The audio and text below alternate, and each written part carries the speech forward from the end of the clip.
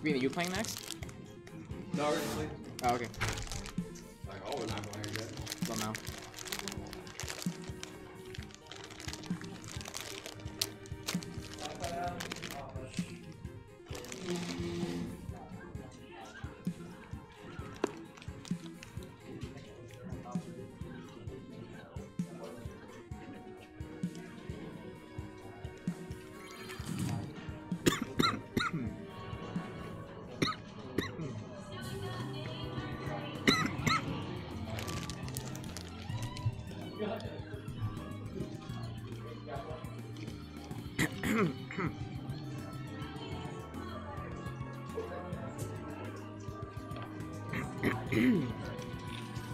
I will way more hard.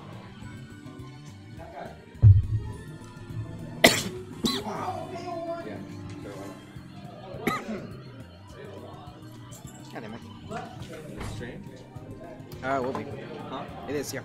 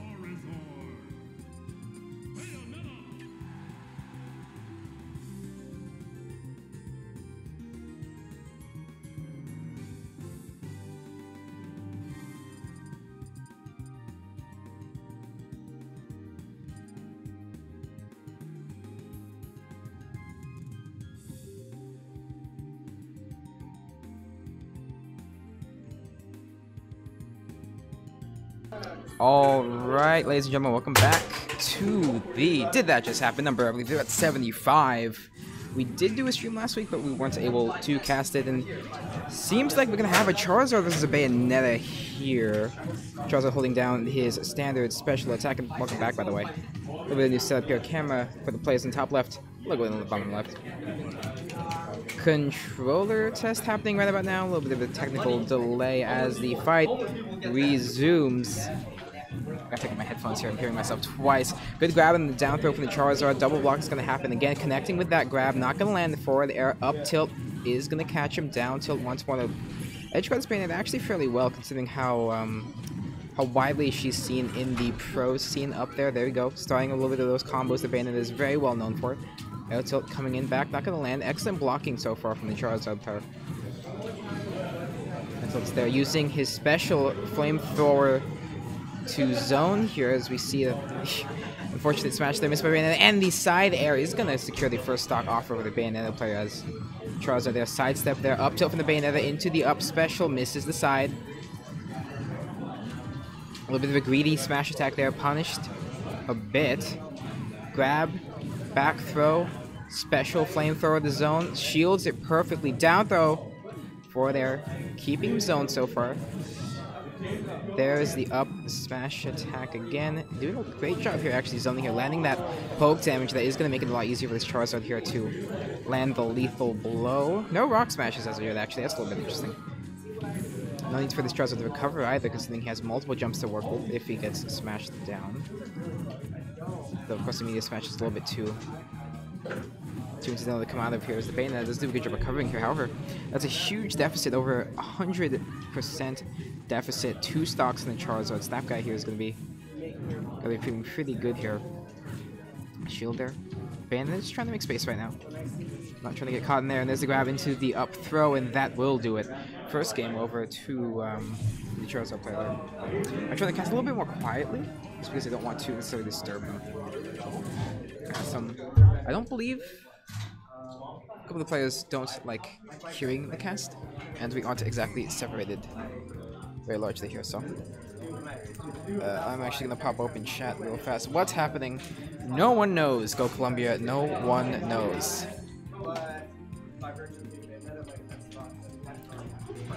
Alright, here, I'm trying to internalize the names here. So Snapguy is on Charizard. Rielen, ooh.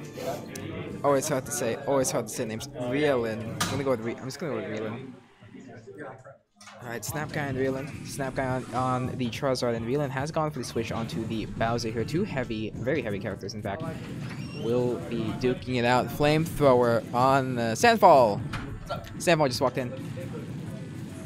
Flamethrower once more zoning with the up throw, up tilt from Bowser. This is a little more of an even matchup here, surprising both these very relatively slow characters.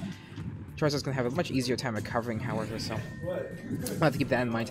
Missed, unfortunately, the grab into the back throw. Charizard trying to zone once more, keep him on the edge. The platform there is going to help him here. Smashville is not a final destination. It's not the final destination. Up tilt blocks by Rielen. Snapguy is going to be able to recover, and the down smash from Rielen is going to do a great job of zoning. Standard there, not going to catch, but that up B will. Up tilt not going to land, or it is going to land rather. Charizard sidestepping away from that dodge once more. Special B is going to zone out Bowser. Of course, Bowser has his flamethrower of his own. Up throw is going to knock him in, and that up tilt. Oof. Brutal. A lot of smash power coming out from that, and Bowser. So I think his dominance here, doing what Snapguy did to him last game here. Stock up, 50% damage, doing a great job of zoning him away from the center of the map, where it's much harder to combo someone off. Again, a great use of his stand, especially the zone is Bowser out. Unfortunately, couldn't time that smash here, and Bowser and Rielen is going to punish. Sidestep gets caught, grab and back throw, trying to zone out, trying to even up these stocks. Percentage-wise, Bowser is pretty in the red, and there it is. Down tilt from Snapguy is going to knock Rielen back. They're at relatively even percentages, considering how both these characters are heavy. And however, Snapguy is a little bit higher in the percentage. Up dodging happening right now. There's the grab, up tilt, forward air from Bowser. Combo misses. Unfortunately, that flamethrower is going to be facing the wrong direction. No contact at all. A little bit too far away. Running A is going to connect. Is going to be missed. Special again. We actually haven't seen Bowser use a special. No downward B there from the Bowser. A little bit too slow. He tried to do it there from standing, but this again. Standard combo. Shields the rock smash. Almost breaks. Rielen, gotta be careful there. Almost lost the shield. We're not getting a casting booth. We don't have the budget for that. In any case, forward air is going to catch Snapguy. Forward tilt once more. Great recovery from Snapguy. How is he going to do in the edge guard? Standard air, zone away. Rielen's turn the tables. Up throw. Both of these characters very high, but again, very heavy. A little bit harder to smash them out, but both of these characters definitely have the ability to. We will see though. Charizard zoning. Dashes forward. Rielen on the edge. Standard there, miss. Combo is going to get punished here by the Bowser, and the up tilt is going to secure that stock off. Alright, series evened up 1-1. I'm not sure if these are best of 3.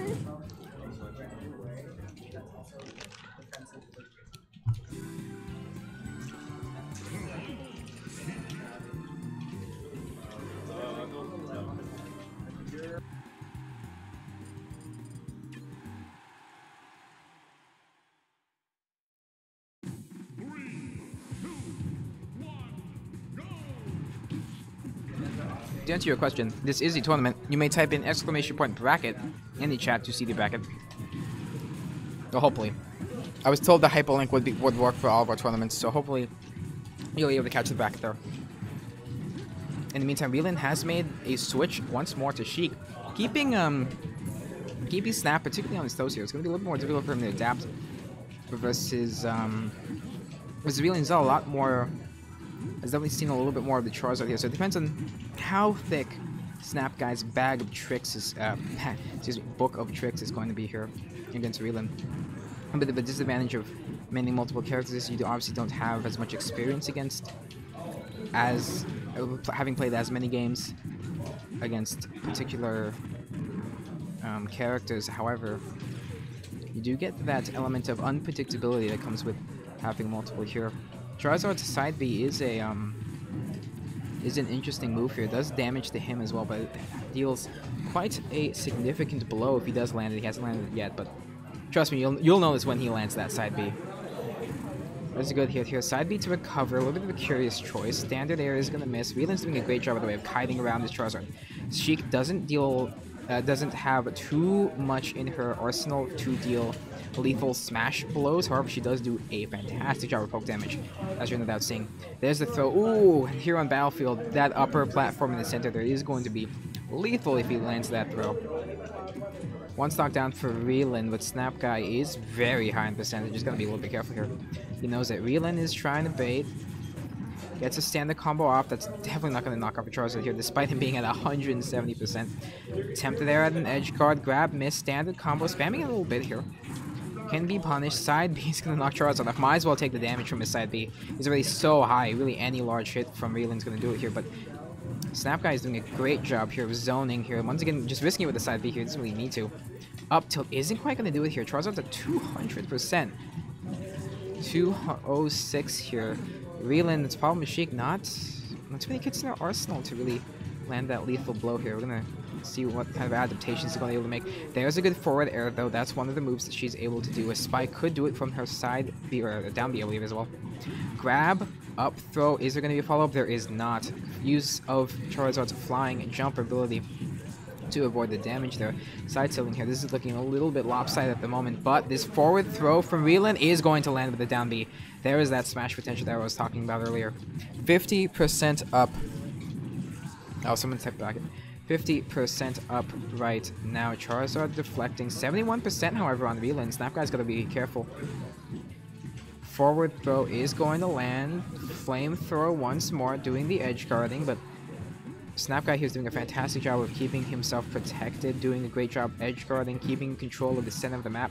Up tilt is going to force Reelin up. Down B to displace. Reelin here, waiting for an opening. There's the forward throw into the down B. Not much follow-up yet. Forward throw misses the down B. Almost a meteor spike there from Snapguy. Seeing a little bit of the forward throw here. Standard combo does land 127% now on Reelin, and the forward throw is going to secure it there. 2-1 for Snapguy.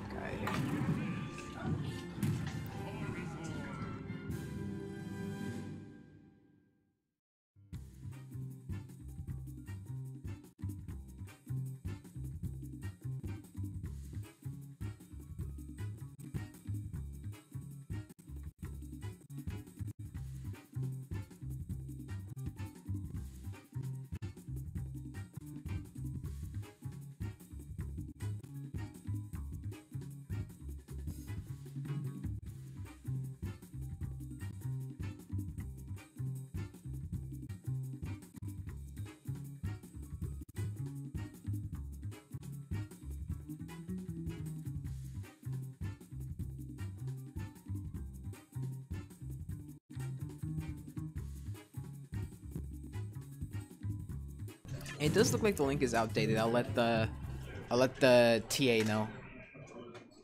Is it? It's TA, right? Tournament. Yeah, tournament advisor. Yeah, I'll let him know.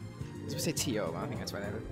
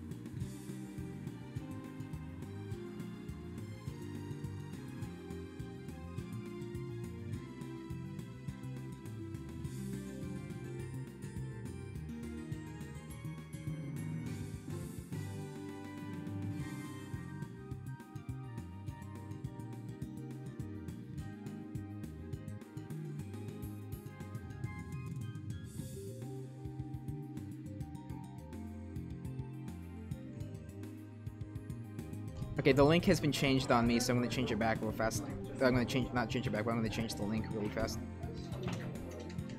I'm gonna get the actual bracket link there. So I'm about to do things.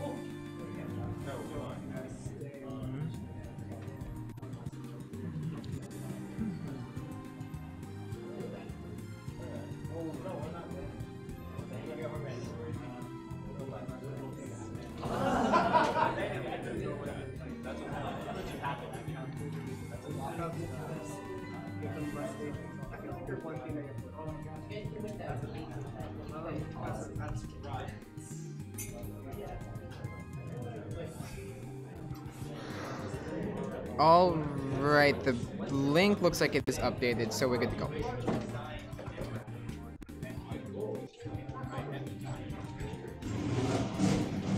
Waiting on the next match here.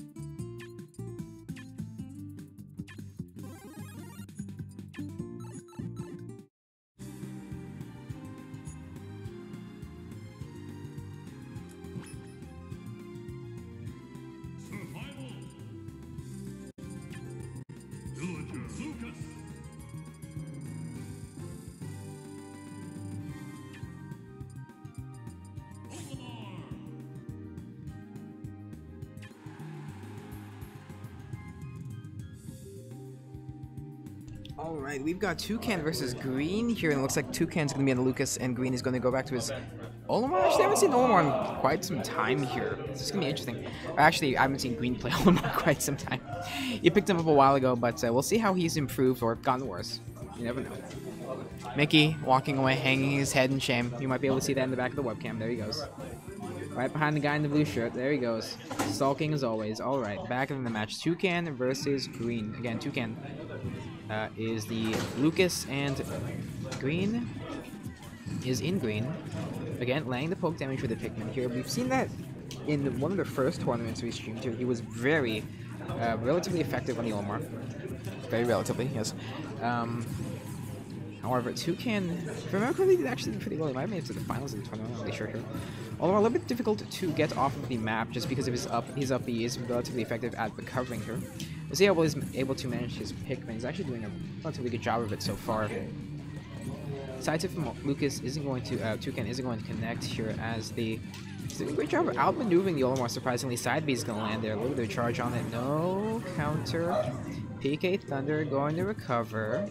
No punish right now, Green. They're very interesting. He's very Lucas is very vulnerable after he uses PK Thunder and doesn't connect immediately onto a ledge grab there. So a little bit of a missed opportunity for Green there, as he is sitting at nearly 100% damage. Meanwhile, Tewcan's resting pretty at 55 there. He's also doing a fantastic job of using his standard A air attack to remove the Pikmin off of him, mitigating a lot of the continued damage that you'll often find there from the Pikmin. All I'm doing a little bit of a side dash there. There's a good side smash. Returning a lot of the damage here. Alright, evening it back up. All of these characters are relatively lightweight. Purple Pikmin is going to be the finishing, or most likely going to be the finisher here for Green. Side smash, though, is going to do just fine for Tewcan as Green loses his first stock of the game. Trying to remove the first stock here from Tewcan here. Tewcan will generously punish that with the down throw there, and a couple of side Bs there to poke in some damage. He's having a little bit of trouble here connecting any substantial damage relatively quickly. His Pikmin strategy is being very skillfully countered here, as the standard air from Tewcan will land, dealing the damage. Side smash there, Pikmin. Oh, Lucas trying to catch them. Batting the blue one back for blue Pikmin. PK Fire is going to connect on a Pikmin, however, as Tewcan gets smashed up. There's another good connection there from Green, but Tewcan immediately returns it with one of his own. Avoids the dreaded up smash there. Long wind-up time, but devastating results if it lands. PK Fire isn't going to connect once more, and the side smash from Tewcan will take the first game. What am I supposed to crop Tewcan off the stream or something? What am I supposed to do about that? I can like move the camera.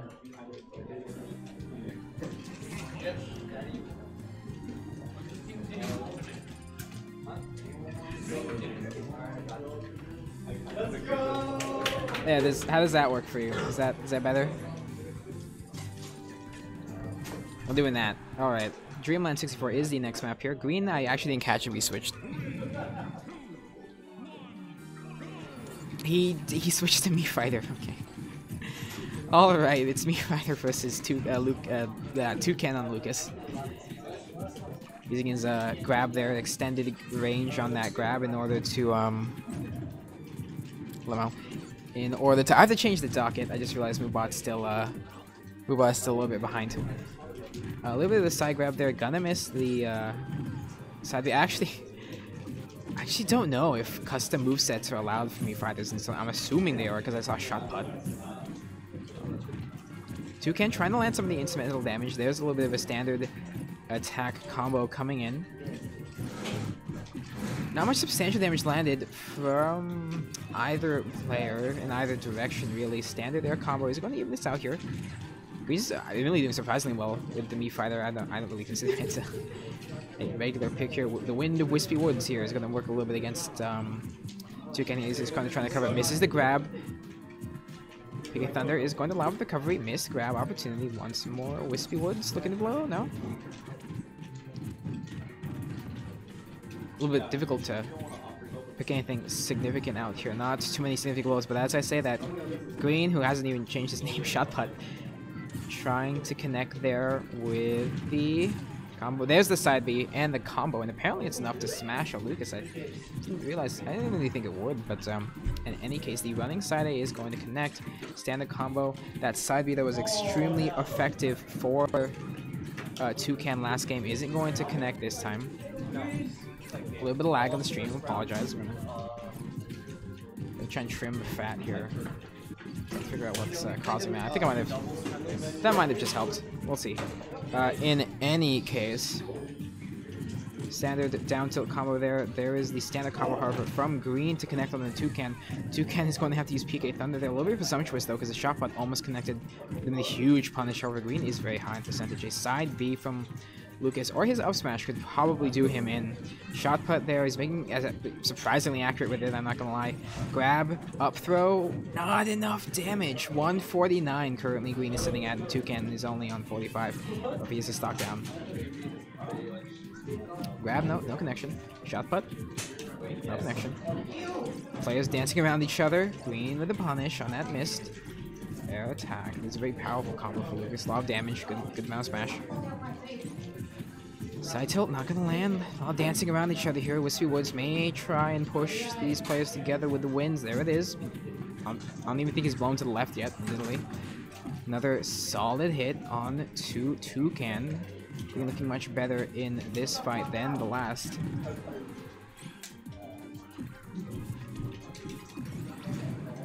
There's the up throw that we were looking for, and that will be the first stock off of Green. Will Tewcan be able to mount the comeback? It is possible. 80%, however, is the deficit we're looking at right now when he's already trimmed it down to 60. Make that 50.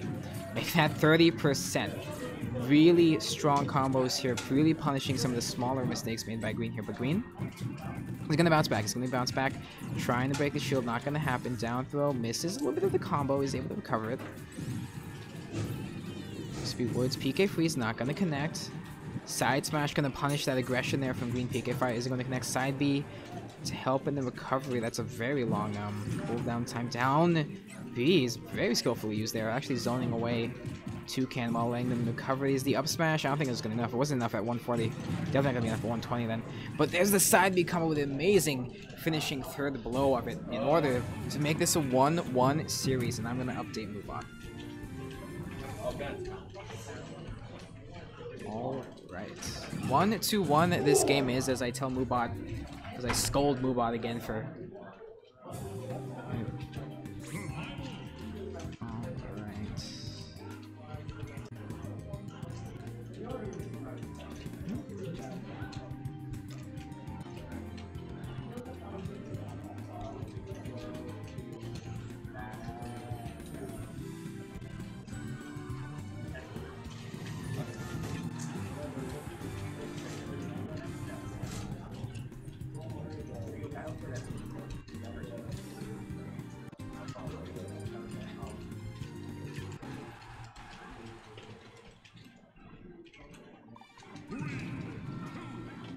Alright, going into the final game of this best of 3 series. No change of characters here from either player. As we see that we have a little bit of juggling here actually from Tewcan on to Green, doing a fantastic job here of dealing some of that early damage here. We'll see if Green is able to recover from this. He was substantially ahead last game, so it can be made a relatively safe assumption that he might be able to catch up here. We'll see though. Lucas, Tewcan's doing a pretty good job of zoning, however, and going to connect with the down tilt, side tilt once more. Down smash not going to connect. Again, Green doing a great job of controlling the ground, keeping Lucas in the air. However, Lucas is very dangerous when he has his aerial maneuvers available to him. Side B to connect right onto the ledge grab is going to allow Green to center himself back onto the map. Edge guard coming in. Substantial is able to block the shot, but I believe Lucas, if he times it right, can get health back from the shot. But oof, that back throw though is going to take Green's first stock here, and now stock up for Tewcan. He seems to have gotten a relatively pretty strong read here on Green, on how Green plays his Mii fighter, but See if there's any more tricks up his sleeve here, as Green is doing a pretty good job of zoning him out though. Tewcan really probably playing a little bit more passive since he does have the stock up. He just wants to land the poke damage before losing this last stock here. That's the most important thing. Make sure he's set up for the next game. Shot button is going to land. A little bit difficult to dodge it. It was relatively fast, although it's arc. It's a little bit predictable. No land that time. 7%. 27%. Lucas, so easy to stack up that damage. Go for the finishing blow. PK Thunder, PK Rocket, I believe it's called when it connects, is going to allow for the recovery. If I remember correctly, he actually missed the PK Thunder Rocket at one point in one of the previous tournaments here. Running standard attack for Green is going to connect. Launching Tewcan into the air. Grab in the forward throw is going to do it here. 60% deficit. This is a much better situation than it may at first glance appear. Depending on how good of a read Tewcan here. He is getting punished for these aggressive grabs he's going for. He does have the range with, he does have the extra range, however, he is left vulnerable there if he misses. As you're able to see standard combo for the Mii fighter coming in. Dodging backwards, shot but gonna miss. We've seen this side be the finisher for a couple of Tewcan stocks here. We'll see if he has any answers for it. I'm not really sure if he does other than just get out of the way. 30% damage deficit for Green as he is trying to make it up. However, Tewcan zoning, forward tilt, PK fire misses, a little bit of lag on the stream. Let's try again. Shot put, not going to connect. Forward tilt, looking for some strong connection there. Lucas was going for it. Saw it there. Green, however, blocks it this time. He's learned his lesson. Shields perfectly that side smash from Lucas. Not gonna fall for it. Definitely not gonna walk into that, thankfully. Would have been a highlight for sure. Forward tilt coming in from Tewcan though. Trying to zone. There's the meteor. It isn't gonna knock him off the map though. It's going for it again. It's just going for the damage and the up throw, and that is enough. Unfortunately, Green loses the match. Tewcan will take it 2-1.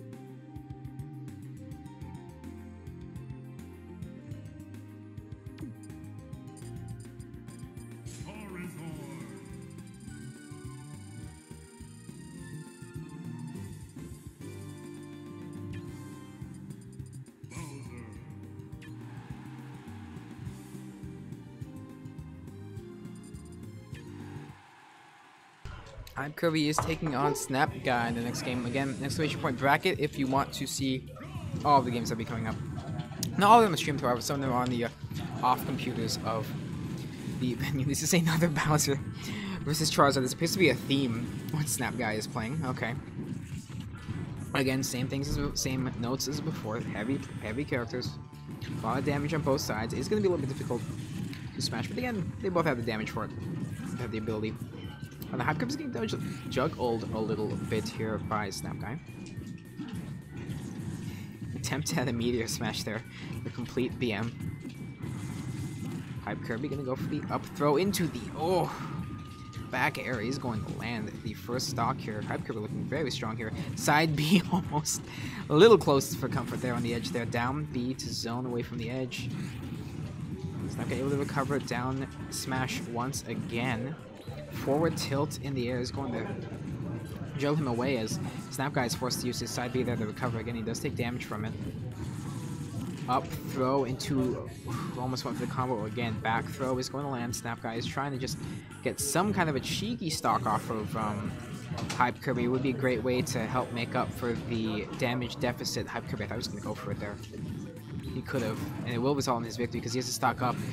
Charizard, really lucky he didn't get connected to by that down tilt there. Charizard is going to be using his side B aggressively. They're trying to catch up, but unfortunately HypeKirby is going to punish that. First stock, first game down, and it will go to HypeKirby.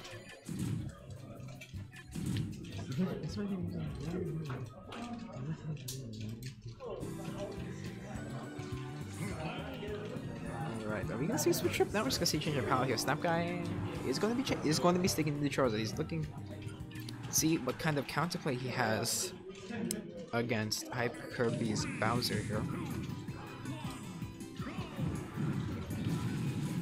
Alright, gonna open up with a standard B here, getting in a little bit of poke damage here.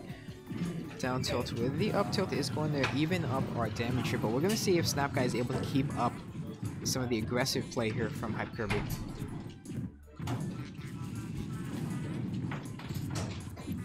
Down throw is going to catch HypeKirby a little bit, but Snapguy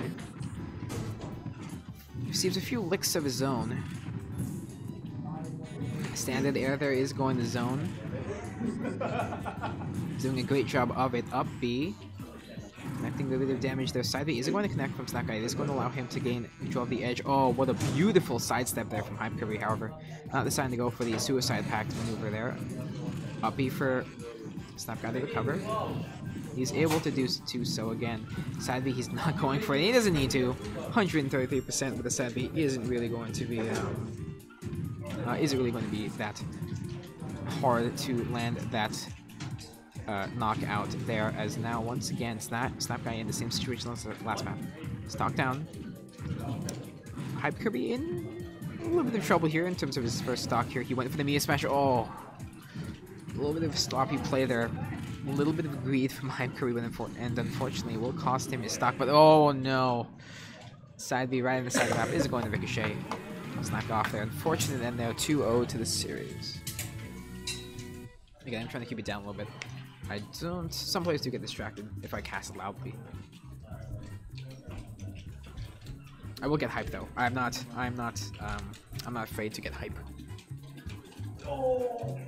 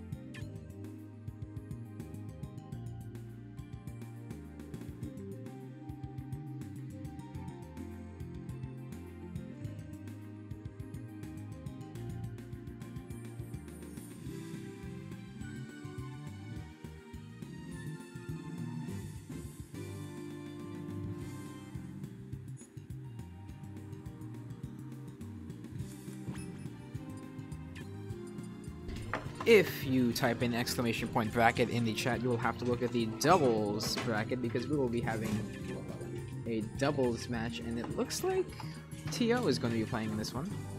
Interesting. Will he use his famed tournament organizer hacks to win the match? We will have to find out. Backbans in chat. Backbans in chat. Backcations. Oh, I thought I was done. I thought I was over. It's round robin? Wait, what? Oh, yeah, we have to play other ones, right? Wait, round robin means play everyone.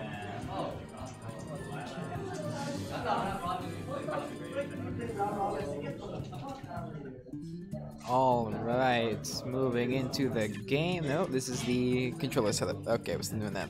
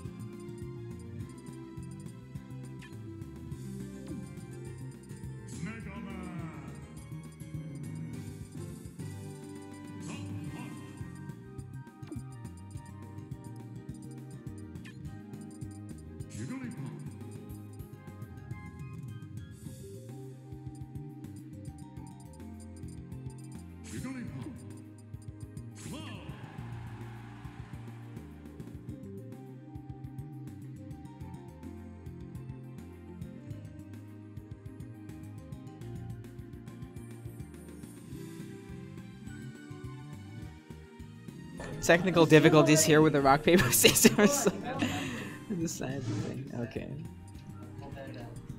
Once again, Kingz and Mickey will be playing against HypeKirby and KingKoopa. Once again, making the names as confusing as possible in-game. No.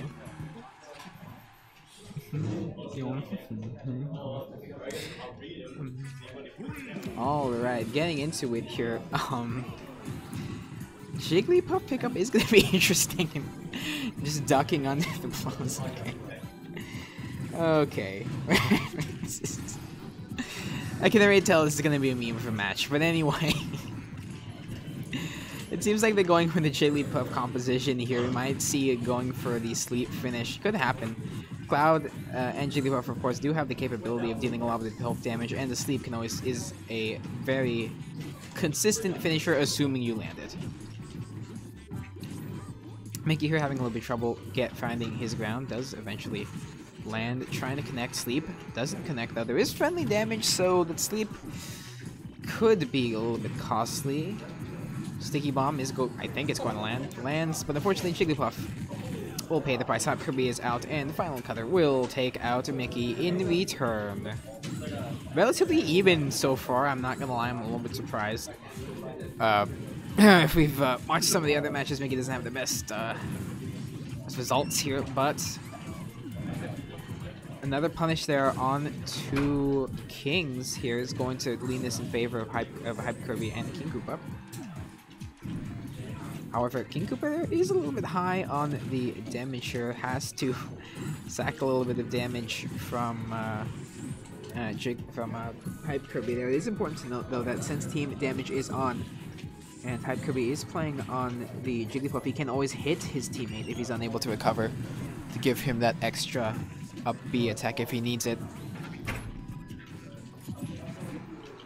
Mickey does land a forward tilt there onto HypeKirby, trying to remove a little bit of move another stock, trying to deal a little bit more damage. We did see KingKoopa lose his first stock of the game, 2 stocks all. Unfortunately, HypeKirby's having a little bit of trouble here on the Jigglypuff, and the up smash from Mickey will close out that second stock off of Mickey, and it's immediately returned by the sleep. Great connection there from HypeKirby, using those iframes to his advantage. Standard attack is going to land for Mickey. Mickey's actually doing a little bit better than I thought again.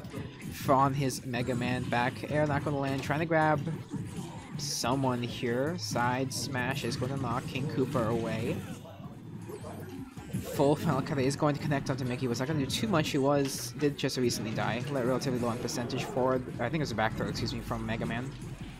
Oh, and the beautiful juggling there is going to take off King's second stock, but the sleep on the Mickey is going to make this a little bit of a lopsided fight here. 3 stocks to deal with, a very high damage on KingKoopa, however, and the juggles will be coming in with HypeKirby in tow. Sleep, not going to connect, no punish. Oh, and there's the second sleep to connect. 1-0 for HypeKirby and KingKoopa. We did see a little bit of glimmer of hope there, however, from Kingz and Mickey, but we'll see.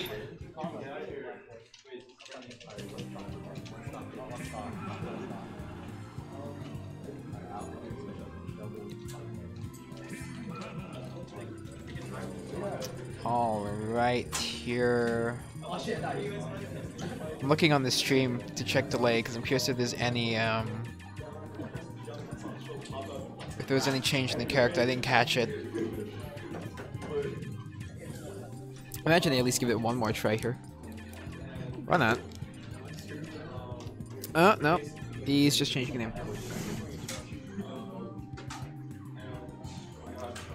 Hey, this is a wholesome stream. PG-13. Okay. Alright, second game. Best of 5, I believe it is, for the doubles tournament. And once again, yeah, don't do much. Okay, it's gonna be the Omega version of Wily's Castle. I was gonna say that would be a little bit strange if they decided to go with the yellow devil on the map. Although I wouldn't be complaining. Mass chaos everywhere. Din's fire not going to connect there, unfortunately for Kingz.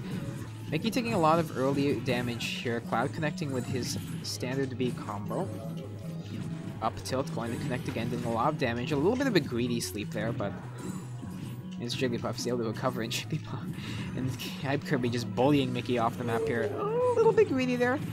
Miscounted the jumps, I suppose, there. Jigglypuff being the balloon type Pokemon is a little her up B isn't exactly effective at being a recovery. She's a balloon, so she should be able to just recover on her own. But let's see here. KingKoopa there is able to recover a stock off of Mickey. They're evening the stocks once more. Zelda is relatively high on the damage here as Kingz is trying to use a little bit of the range advantage she has there. Able to swipe away at KingKoopa as HypeKirby is in a little bit of a 1v1 skirmisher, and unfortunately Kingz does eventually get the better of KingKoopa there. Oh, and the double sleep! Lands straight on the Mickey and the BM friendly little tap there on the shoulder. Mickey running in, guns blazing there, will land the down throw and the forward flame sword. Again, trying to keep this Jigglypuff sleep that's been terrorizing this team. Very strong composition here, almost practiced. They might have practiced, I wouldn't know. Mickey caught between a rock and a very soft place. Jigglypuff isn't exactly tough. Ooh, but the up tilt from Mega Man will punish that. Get that balloon Pokemon out of here. It is a balloon, very easy to smash off the arena here. Limit Break for Cloud, KingKoopa is ready. Up smash from Mickey. Trying to mitigate some of the antics here from HypeKirby. I believe he should be able to take a stock off of KingKoopa if he needs to, however. Recovery from Kingz. Double sleep potential there. Oh, and it'd be absolutely brutal there. And did have to take one of Mickey's stocks, I believe. And he's about to get knocked out. No, he isn't. Leaf Shield is out. Does throw it. Super close proximity, though. And I think Kingz actually just knocked out Mickey. We might need a highlight from that. I'm actually going to clip it as soon as it pops up here because I'm curious.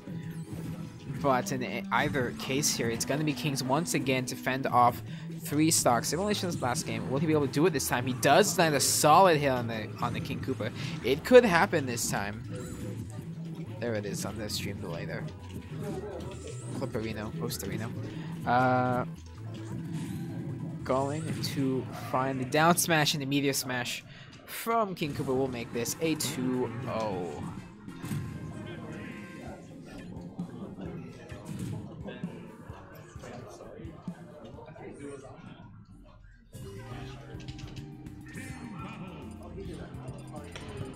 I didn't realize that Twitch had this as Sparta as one of the keywords here. They're sticking with the same characters, I believe. I would have expected a swap here, but oh well.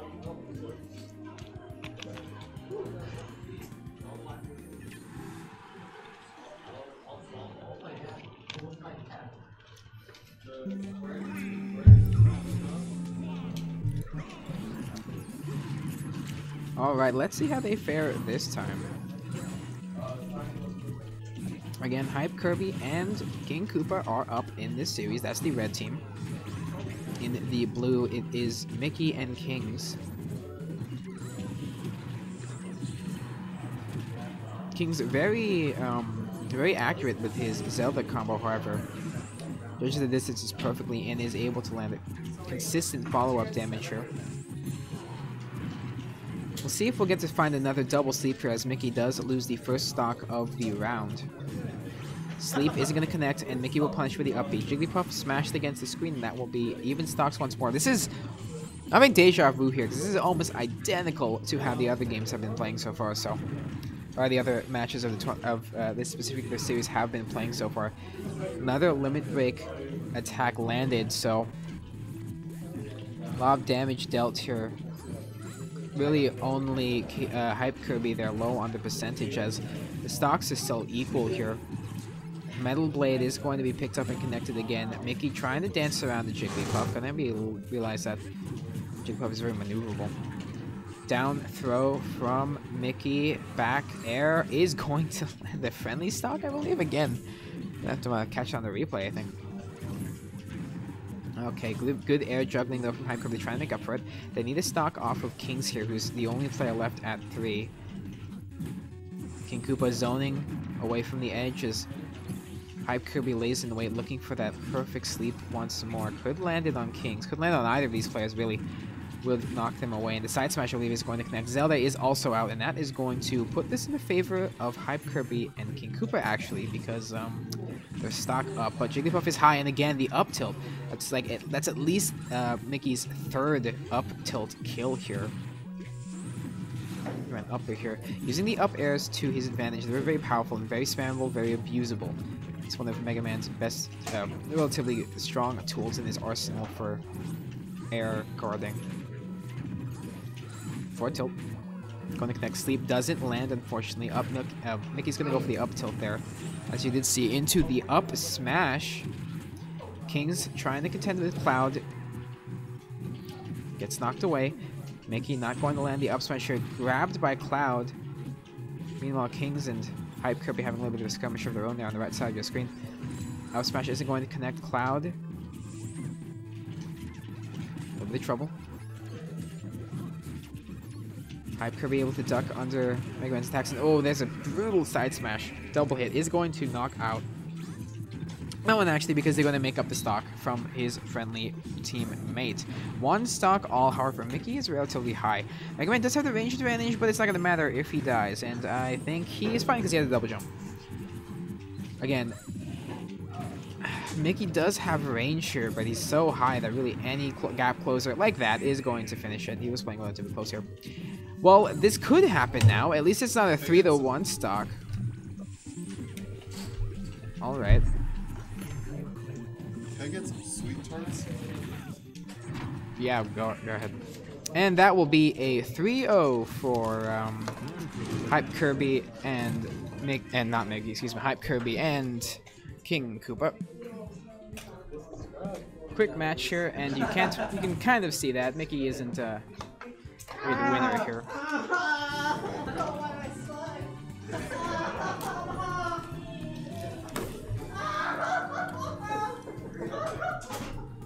In any case, we'll be right back after the next match is ready.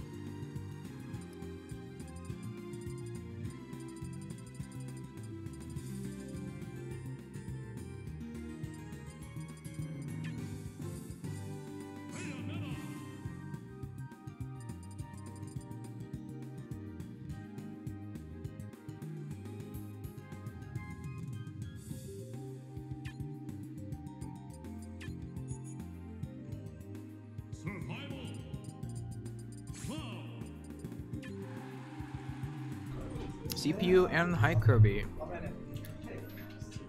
I've had this matchup several times before on stream. NoDI played each other off stream as well. CPU, I believe, was on the Bayonetta, and I believe HypeKirby was on something. I'll find out.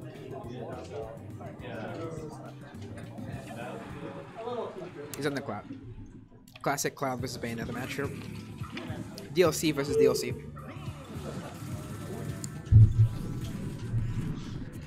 Opening moves. Charging Limit Break, and then they're saying there. CPU is able to land a good chunk of combo damage early there. HypeKirby is trying to return it. CPU is using her air maneuvers there. Caught in Witch Time, however. That's a lot of free damage there for CPU, but HypeKirby can always recover this. He's done it before. Limit Break is available. That can be quite the game changer. CPU is rarely a rare miss on the combo for CPU there. Name the punish. HypeKirby is able to connect there with his down tilt. Shields that damage incoming from CPU. No grab. Standard air into a forward air is going to help zone here. Relatively close percentage. I believe that was a witch time attempt there. Is going to miss. Fully blocked that limit break combo there. That means that HypeKirby is going to have to charge that back up. Great shield timing. Caught in witch time once again. CPU is going to punish that and is going to be cost HypeKirby his first stock. However, CPU is high on percentage. This is definitely a recoverable situation here. Doesn't necessarily need his limit break here, but Bayonetta is very slippery. Let's see what's going to happen here against such a powerful combo character. Bayonetta is able to recover, no down tilt, able to break free of the grab. Still doable for HypeKirby here. If he can get a stock off and keep his limit break, he should be in a relatively strong position here, assuming he doesn't get another combo. CPU here, however, that is what he wants. Another combo, another string of attacks to deal the damage, even if he doesn't land the kill, he just wants that damage off. Oof, forced the limit breaker out there, but the down tilt will give HypeKirby some breathing room, 85% and about half the charge on his limit break. Another combo from CPU, and that up tilt in the air will unfortunately end the first game here in favor of CPU. However, relatively close as quick as that was. Damage relatively even there. Unfortunately, the early exchange just went to CPU, and he did land a little bit more combos here. Again, we'll see if HypeKirby should be able to do a little bit more to avoid the combos here. Certainly going to learn from that last encounter, and he is going to make the switch up to the Kirby. Hype in chat. All right. So this opens up here. Bullet arts right away for here for CPU as HypeKirby does try and get the copy off. Is it gonna happen? 3 up tilts, not going to land at the air tilt. CPU here trying to combo the puffball around. Not quite off the screen yet. HypeKirby unfortunately caught in witch time. Is going to be punished by the up smash from CPU. However, HypeKirby trying to land some incidental damage here. He's not landing substantial damage as of yet. Just haven't seen too much of a response here. Again, caught in witch time. CPU with the up smash is going to knock off that first stock here. CPU 20%. HypeKirby yet to land the copy build. He tried at the beginning of the match here. We'll see if he's able to do it now. Grab it in the forward throw, tilt, standard combo. Blocking a lot of the incidental damage here from the Bayonetta's bullet arts.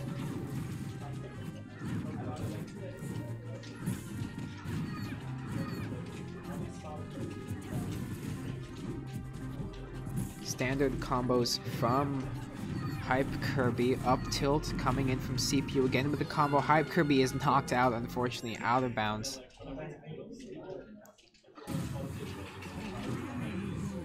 Alright, 2-0 for CPU here as we continue what it looks like. Alright. Will he go for the switch up?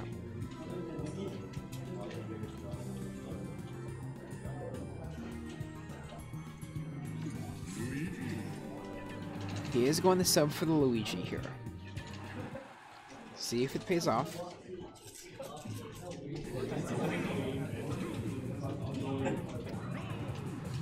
Alright, HypeKirby is going once again. CPU opening up with the bullet arts to deal some poke damage. There's a lot, but it's something.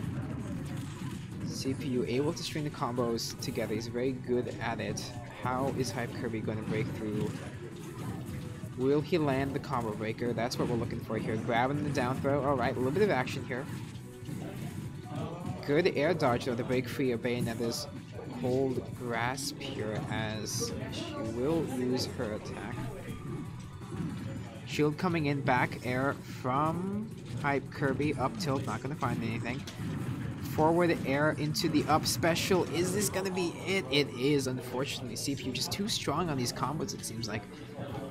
HypeKirby is going to have to adapt relatively quick here. 71% on CPU, however, HypeKirby is on the hunt right now. Lower percentage, he's got nothing to lose here by just going for it here, and he is going to land an up smash. This puts CPU in a little bit of a lower position, however, he is doing there. As you can, if you're noticing here, the center of the map really is controlled by CPU here. And again, is it going to be another out of bounds? It isn't, thankfully. Up smash, no connection from CPU there, no follow-up this time. Standard fireball there from Luigi. Back air is going to land significant smash damage done. Will it's Bayonet, of course she's going to be able to recover. Of course she is. Standard air not going to connect. Up B into the side B, into the up B, into the side B, into the up tilt is going to miss. Great timing on that air dodge by HypeKirby. HypeKirby looking to equalize here. Forward throw, gonna knock Bayo off. CPU for the recovery. Just not landing this damage that it needs to right now. HypeKirby recovering. Up B to get back on. There's Overwatch in the background. It's not the Overwatch League. First stock off of CPU, however, this best of 5 incidentally. HypeKirby has to play it safe now. 0% for CPU, and the up smash is unfortunately to do it. 3-0 for CPU. Does it cover? Does it last longer? I have to like know you're gonna get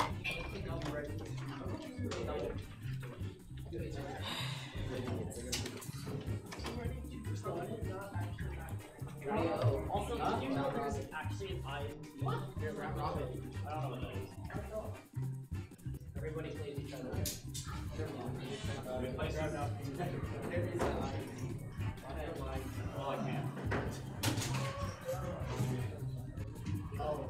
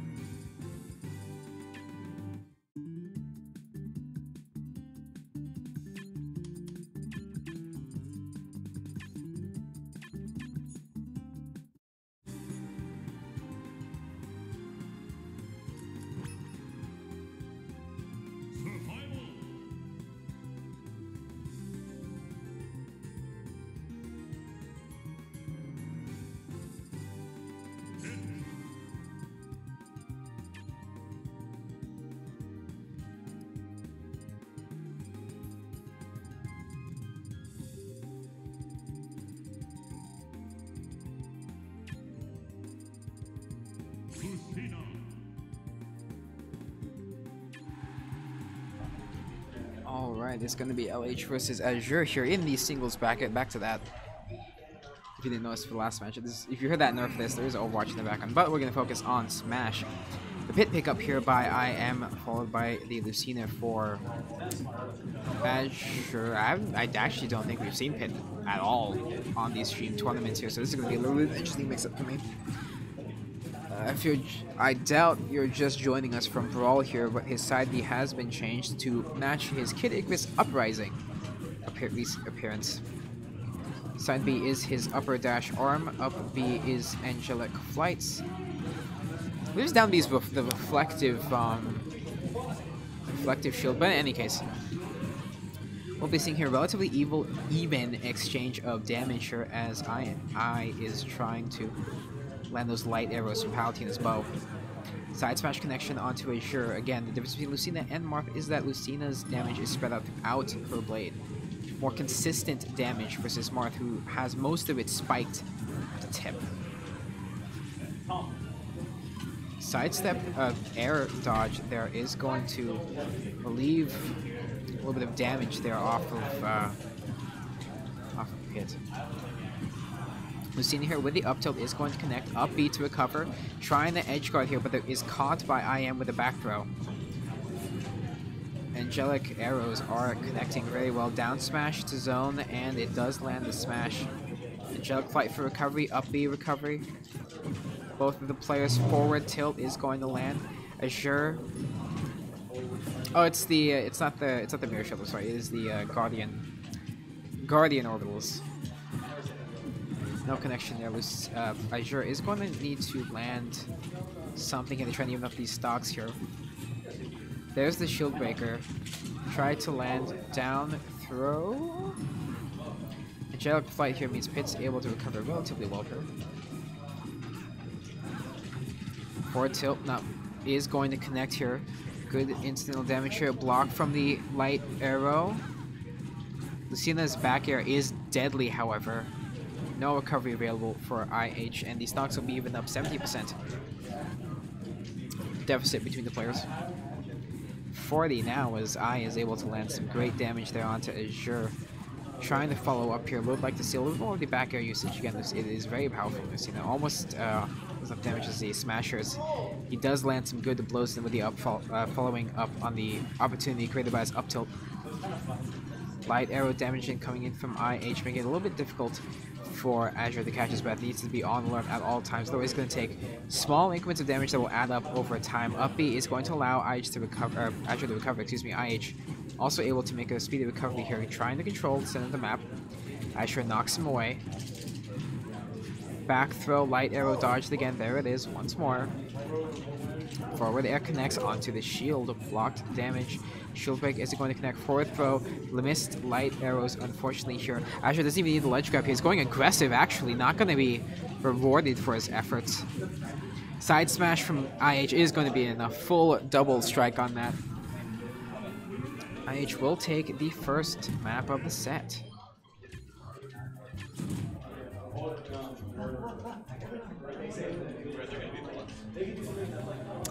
Yes, but I probably...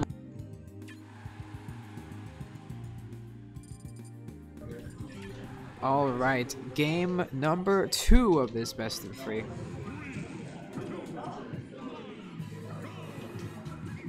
Moving in here. In any case, IH has made the adaptation here. He's going with the Diddy Kong as opposed to the Lucina pickup.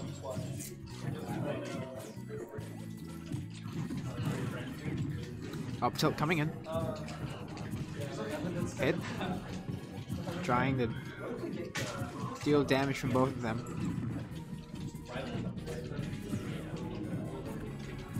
Relatively even exchange of damage for both of these players here. Running tilt.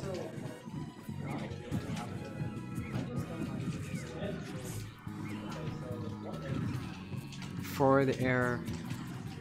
Exchange of damage here.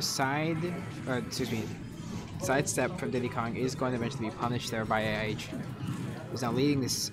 He's now leading by a whole stock and minus 70% of change. To make a recovery here, Azure, it is possible. Azure just needs to land a little bit more of his combos here. Another side B into a recovery would be nice. Great play from HypeKirby if you haven't seen it. One of the highlights of the channel here. Back air is going to connect. Angelic Flight able to let Pit recover here as he does trip on the down B banana of Diddy Kong. Azure is posturing here to try and go for some sort of aggressive play. He needs to get that stock off to try and even it out here. This is just money right now for IH. 47% free damage off of that stock. So much value. Side tilt up. Smash not gonna do it. 147% right now on IH as Azure is trying to knock him away. 100% difference with a whole stock advantage. As IH goes for the forward throw into the up tilt. Not going to connect Azure. Posturing again. The light arrows dealing that incidental damage. Forward air. Azure grabs the banana. Side B going to recover. Waiting for the edge guard. Gets smashed out of existence there. And that is a 70% deficit. But even stocks now. This is a very recoverable situation here. Both players taking a break. Pausing the action as we get right back into it. Banana grabbed into a grab, down throw, side combo. 85% now, 70% deficit. Make that 80 as the side smash is going to connect. That isn't going to be enough though, but again, all the damage built up from these light arrows is going to cost Azure in the long run here. A very greedy up smash there gets immediately punished by Azure. Banana grabbed, banana used, grabbed again, thrown, blocked. I just trying to zone right now, up tilt, using these arrows to his advantage here. Is he going to be able to recovery? Doesn't. Down smash will zone even further now as Azure is going to have to try and make this recovery. Sidestep to dodge the smash. I's just going for it. He just needs one solid hit here, and Azure needs to be landing more of this damage here so he can try and build up and mount this recovery, but he's just not able to do it right now. I doing such a great job of keeping control of the center of the map here, forcing his opponent to the edge so he can play with him, toy with him here now. Azure trying to mount the comeback, no grab unfortunately there. Missed timing, a little bit of a wonky hitbox here in the up B. Isn't going to be enough for the recovery. 2-0 in favor of IH.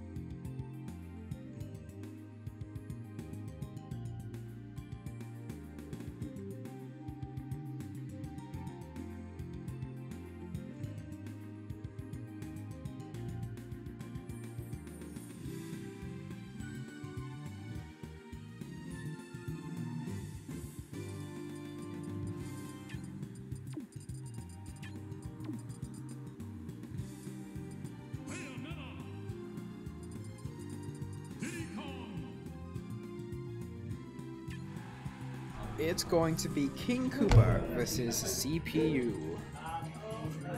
CPU, the squiggly line. CPU picked up the Bayonetta and KingKoopa on the Diddy Kong. It will be Smash Rail is our first map here in this best of 3 presumably series. 3 vs 5 again. I'm not looking at the back possibly. Hello, Ryan Aponsky. I said that wrong, but in any case, CPU versus KingKoopa, first game of the best of 3/5 series. Exclamation mark bracket if you want to see that. Players, pre-match rituals happening right now. Top left of your screen. I believe there is a prize pool for this. Yes. The exact amount, admittedly, I'm not sure about that one. But in any case, we'll be going right into the first match here. KingKoopa versus CPU here. KingKoopa is Bianca, FYI. Incidental damage here on to the CPU as KingKoopa here makes a strong opening. However, we have seen CPU in the past here against his match against HypeKirby, able to land devastating combos here, but KingKoopa isn't exactly strange to this. We'll see how he adapts. He's adapting by simply just out-aggressing this CPU here. Great damage here, but CPU is countering it as we speak. Banana picked up. And he just handed it over. The side smash from KingKoopa is going to punish CPU here. CPU able to recover though. Bayonetta is excellent at really a lot of things when you think about it. Recovering, damage, ranged, close quarters, high hit combos. Not exactly a one trick here, but Bianca, it's confusing me. KingKoopa is getting a little bit zoned out here away from CPU here. Grab into the down throw from CPU is going to connect. Well, these players really just dancing around each other, not huge. If we do see a smash, this is going to be intertwined in a flurry of hits here. Diddy Kong's back air could do it. Up smash as well. Standard air probably isn't going to do it until we see these plays both at high percentage. I suspect we're going to see it here. 140% at CPU. As KingKoopa is only sitting on 87, it's going to be a relatively high percentage game, I feel like. There's that back air, and that is going to be the first stock off for CPU here. CPU unable to break free of that, however, gets stripped up by the banana. The recovery there as the peanut gun does come out. Bullet arts being used by CPU, trying the zone, landing a little bit more damage again. We're going to see a little high percentage before we see any kills here. CPU trying to get KingKoopa's first stock off. Incidental damage here. That down connection will do it, and it actually will take off the stock of KingKoopa here as we're into a 1v1 stock situation. CPU a little bit behind on the percentage, but again, he just needs a combo, and he hasn't actually landed any of his long combos. It's just been the poking and prodding that we've been seeing throughout this match so far, as KingKoopa does land his side B there. Back air once more, a little bit of a strong blow there, 77%, 60% deficit roughly. Here's the banana does come out. Recovery from CPU, gets tripped up. Greedy side smash there is going to be able to capitalize on the tripper by the banana and take the first game of the series.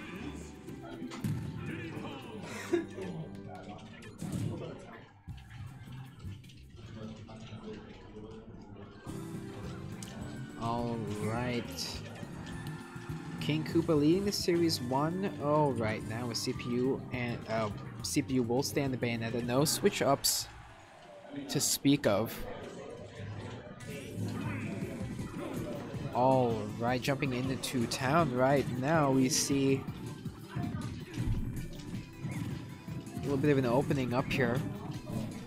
Again, KingKoopa coming out ahead here in the early game, as you can see, 30% roughly. It is now definitely 40% damage deficit here, but CPU lands his first relatively strong combo of the game. Definitely nothing like we saw in the HypeKirby in his match against HypeKirby, but still notable damage being dealt here. Definitely more than last game here. Getting caught up in the combos a lot more easily. Caught in witch time too. That's going to be a great punish opportunity from CPU. Goes for the meteor spike there. We're not going to see it just yet. Grabs, comes out, down tilt, forward air, side B, up B, and it's going to be an out of bounds knockout. Great combo there from CPU. That's what we needed to see last game, and it's going to be a stock up for him this game. However, 98%, definitely within lethal range here for KingKoopa, who got a little bit greedy there on that grab damage. Down tilt. Right now, CPU is just going for the poke damage, trying to poke and prod away at KingKoopa's last stock here. Is able to recover their side air from Bianca. Will he be able to recover? He will with the power of Madama Butterfly. 20% off value in terms of stock incidental stock damage. Here grabs the banana, throws it down, hits KingKoopa with its CPU here. Definitely getting a lot of value here out of his first life here, even while he's sitting at 161% damage. Up B not going to connect. That was a good try. Two good attempts at the combo, but it's not just going to land here. Witch time a little bit late there, so no witch time procced. Again with the air combo, that's lethal for CPU. He's very strong at it.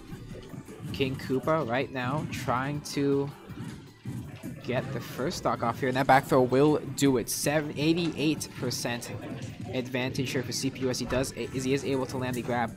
No, a little bit of damage there from the bullet arts. Banana will allow KingKoopa to land a good combo here. Side air coming in, back air down tilt from KingKoopa.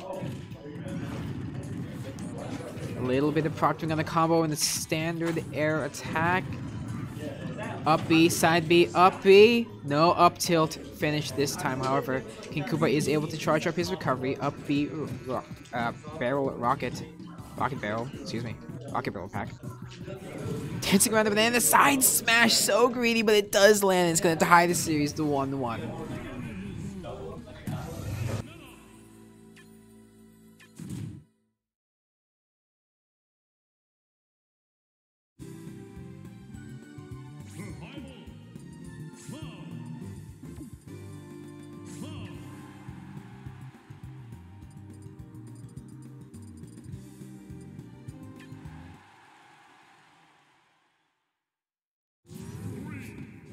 The adaptation comes in.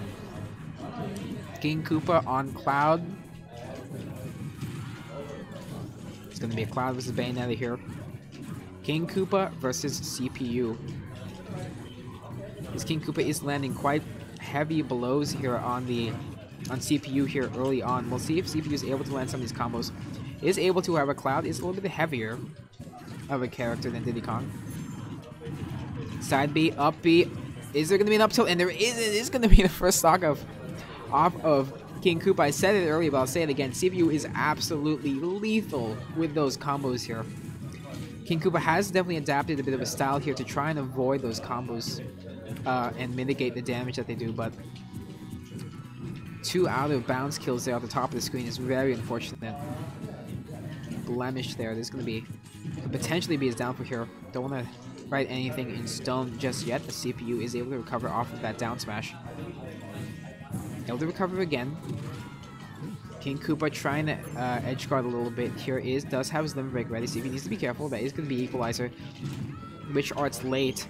Doesn't go for the finish though, and CPU will be able to recover. Limit breaker is ready once more. Down tilt gonna not connect. 20% free damage here for CPU onto KingKoopa's last stock here. Make that 25.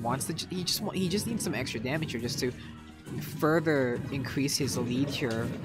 KingKoopa's a little bit struggling here. 63% of free damage. That's what CPU wants. That's probably good enough to help secure his victory here. Up throw isn't going to be enough. Bayonetta 173%. Come on, man. Tilt is going to get it though. 63% on KingKoopa. It is still anyone's game at this point. CPU is going to try and end it here though, but KingKoopa has something to say about that. He's going to go and edge guard here. Limit break hasn't been used. A strong up tilt is going to deal 30+% damage here as CPU is trying to recover here. Just needs another combo. Just wants to get off screen, but the percentages have been nearly equalized here as KingKoopa mounting quite the comeback, and the side smash might do it, and it will. 2-1 for KingKoopa. And someone just walked in with a box of Super Mario cereal. Alright, it looks like we're going to the 4th game.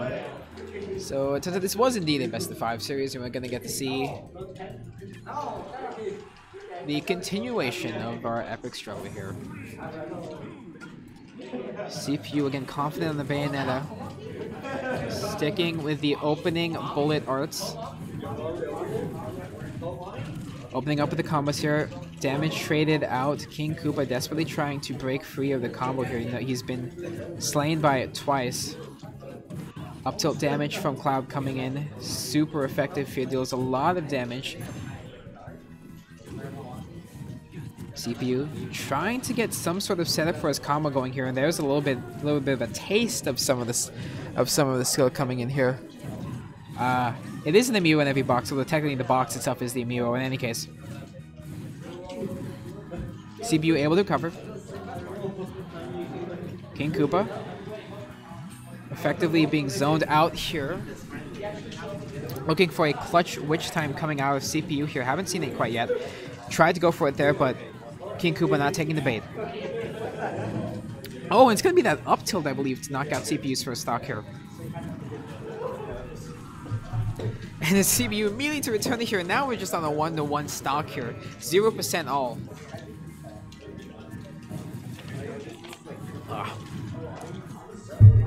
Just poking and prodding at each other, trying to land the damage, trying to set up for a lethal. CPU coming out on top here, really has to actually. And he just baits him down in the bottom of the screen there where Bayonetta can just play with him. Bayonetta definitely has a lot more tools to recover and to fight in the air than Cloud does, especially when Cloud doesn't have his limit break. So I believe that ties the series 2-2. And CPU them out the comeback. The 2-game deficit comeback. Will it happen, or will KingKoopa stamp out the aggression?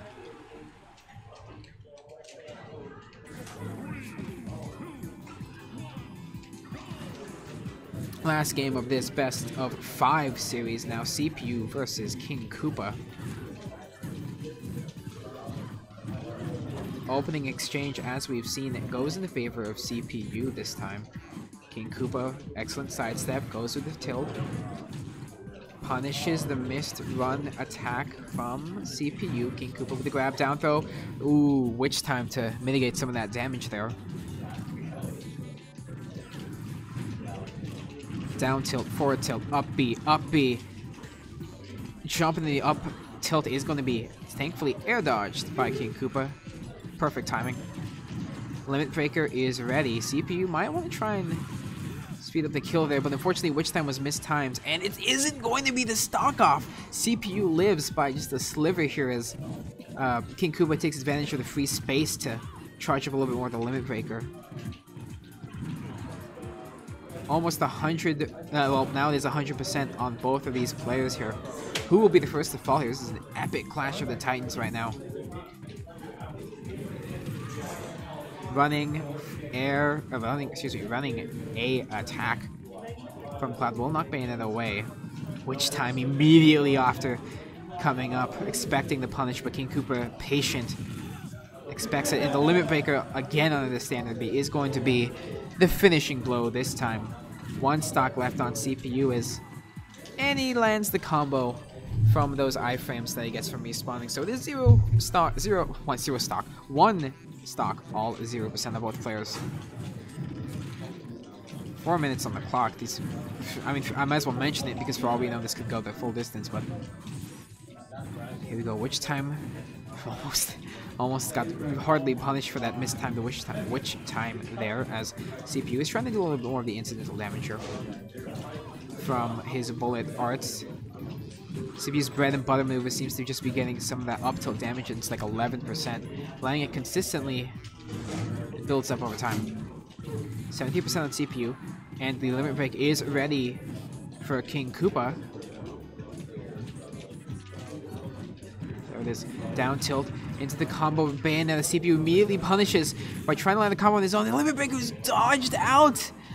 By dodged out, I mean shielded by CPU. 100%. It seems like now KingKoopa doesn't have to rely on his limit break to get this kill, but he's certainly hedging on it right now, it seems, by charging. Bullet Arts trying to land some of that damage. Does leave him vulnerable, which is why he's using it sparsely. The down smash will end it. 3-2 for KingKoopa. Well played. We got to see a full series there.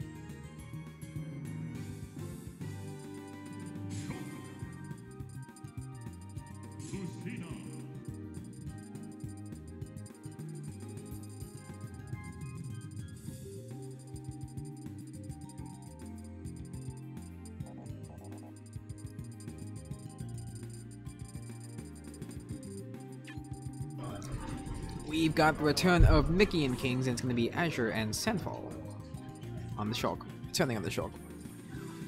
It's been a while since we've seen Sandfall on stream, actually. It's been at least, it's been at least, 3-4 months? It's been a while.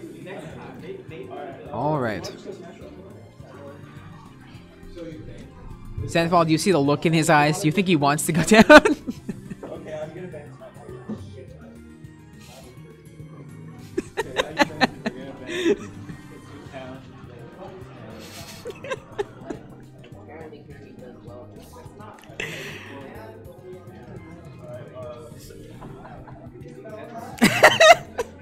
Oh, what's left? Keep doing it.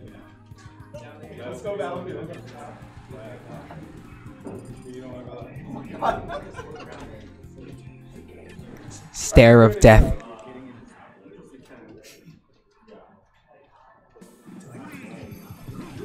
Okay, to the action. A little bit of light casting here, because... Oh, time's wrong. Lamau.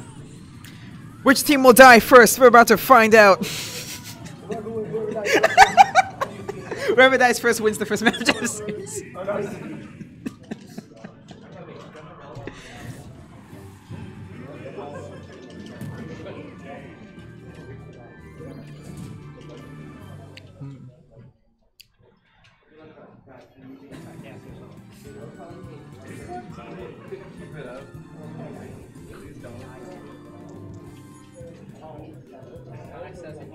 Okay, hopefully we'll actually get into the actual game here now that they've changed the time setting.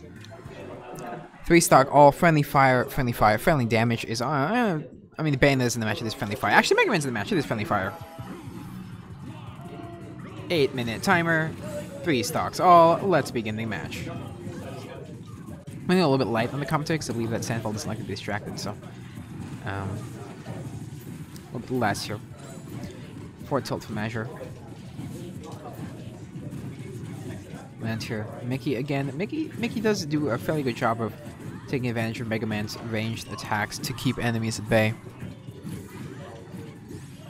However, if I haven't watched any of the other games and haven't seen Sandfall in action, he's a master of utilizing all of Shulk's Monado arts.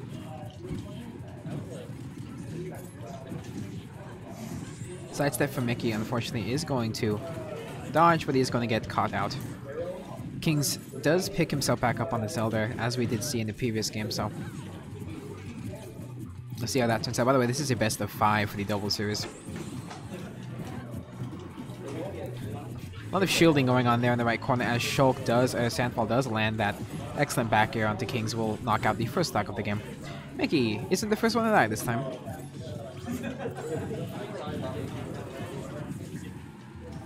The up special from Shulk, Air Slash I believe it is, will land and knock out Mickey's first stock here.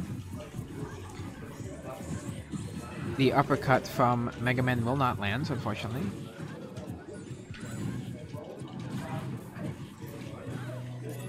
Forward air. Up tilt. Mickey and Kingz are really going to need to land a stock off here. Sandfall does get a little bit risky switching over to Monado's speed. I believe he just switched over to shield. No, he's back on speed. Wants to make sure he can counter the launch vector there. Down throw into the tilt from Azure. Up air to recover, and oof. Mickey did go for the Mega Man's down spike, however it did not pan out well for him there, as Sandfall does lose the first stock for the green team, but they're doing pretty well right now. Mickey on his last stock, and so is Kingz. Azure yet to lose a stock. Most likely baiting Sandfall, not really. And there it is. I believe that was the down smash from Mickey's Mega Man that did him in. 2 stock advantage, however, for the green team. A little bit of a difficult deficit to make up here if you're rooting for Team Mickey and Team Mickey and Kingz. Sandfall and Azure are more than happy to play a slow game here.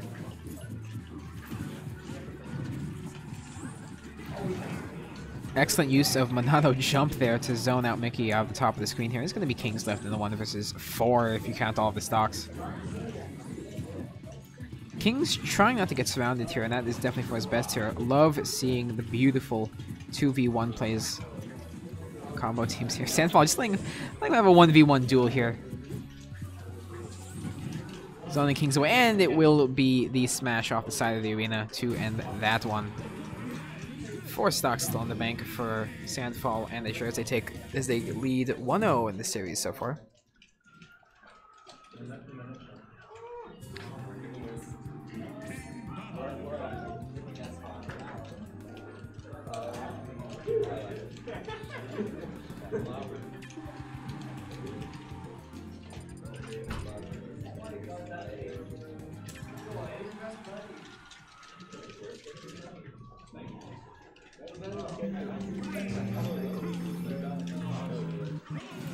And we're back for the second game. Strong opening from both teams, actually.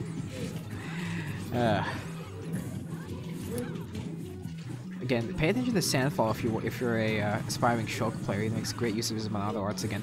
You notice he's currently on speed here. He's going to switch to Buster right now. Going to go for some extra damage here because they are a little bit behind in it. Excellent, though, vision counter to be able to deal some great damage and even it up a little bit. Buster, great for doing that, though. He's going to switch to Jump. Gain a little bit more air control as well as recoverability. Missed air slash, unfortunately. Grabbed by Kingz with the back throw, and meanwhile Mickey and Azure having their little duel and spat on the left side of the screen. Air slash for the recovery.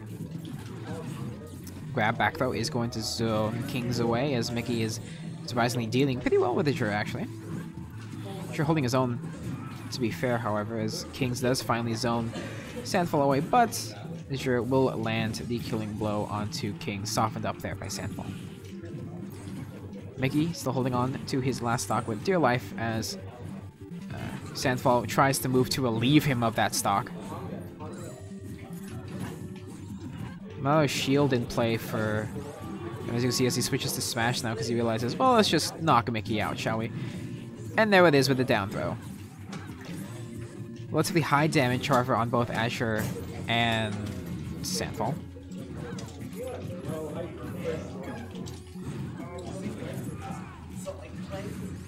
Again, they're trying their best here to get these stocks off and even it up here. Get these stocks off, it will be relatively even the game, but however, Sandfall and Azure have different plans, and they're landing a lot of great damage here, but Kingz does land the stock off of Azure. Mickey, this is the up smash there over there on the left side of the screen as the action continues. Another arch shield, currently equipped on Shulk to keep him alive. He is still on his first stock. A little bit difficult here. Side smash, it's blocked out, switches to Monado's jump to aid in his recovery. He's going to try and jump Kingz, and he does! Beautiful back air there in order to land that stock off, and now Kingz is on his last stock. Meanwhile, Mickey is on 2. And finally, someone punishes Sandfall for sticking with Monado jump, which does make you a little bit more vulnerable to damage and being smashed. Looking at this right now, we're seeing Lucina on the 2 stock. However, both him and Mickey are high in terms of the damage, and the back smash will secure that kill. These stocks are currently even, minus Mega Man. Minus Mega Man, who is at 150. Mickey could potentially be knocked out here, unfortunately. There is the leaf shield for Tilda. Is going to knock out Mickey for the final. Second to final time. Excuse me, I forgot he had the extra stock, even though you just literally just said it. It is possible here. Kingz could pull off a miracle. It's possible. But considering the teamwork that Sandfall and Azure have, it's going to be a little bit difficult.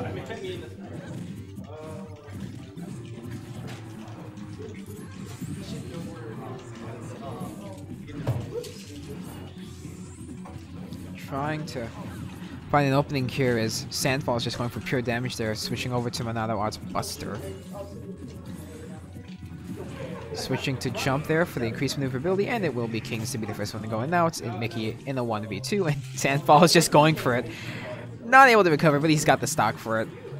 Azure with a side smash. Azure switches to Sandfall switches to Monaro smash. Mickey's being tossed around like a tennis ball, and it's over. 2-0.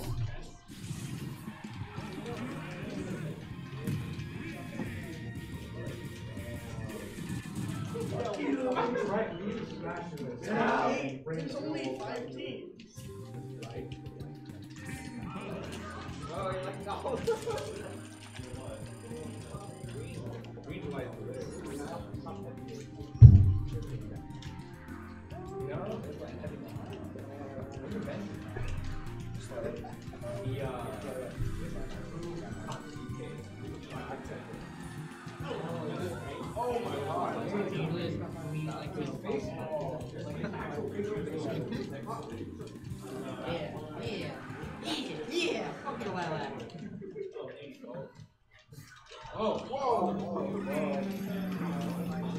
All right.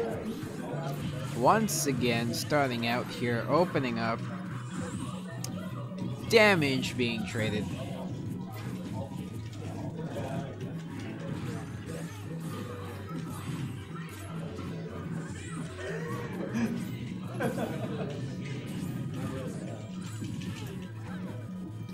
Damage being traded out here. Again, Monado Art's jump and speed does make Shulk a much more vulnerable target.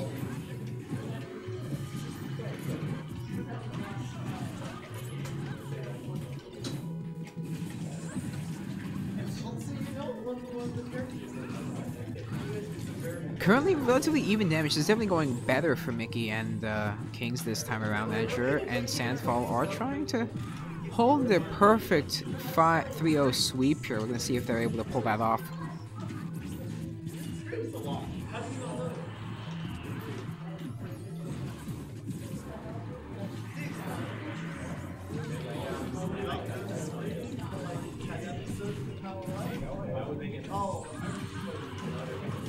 Alright here, 100 plus damage on all of them. Surprised no one's been taken out here.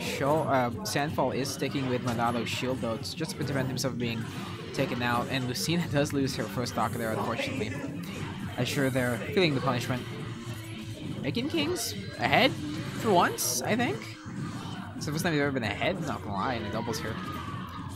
Well, how long will they keep the lead though? Everyone else is at 100% and Shulk is being a little bit greedy with the jump, but is able to secure the kill on the Mickey and switches to Monado's shield immediately. Turtling up a little bit and hoping to get the stock off of Kingz before going down, probably. However, Kingz is also playing very aggressively himself there, and Azure will gladly punish that. Mickey with the forward tilt onto Sandfall will take him out, but the return kill on Kingz. Relatively even game so far.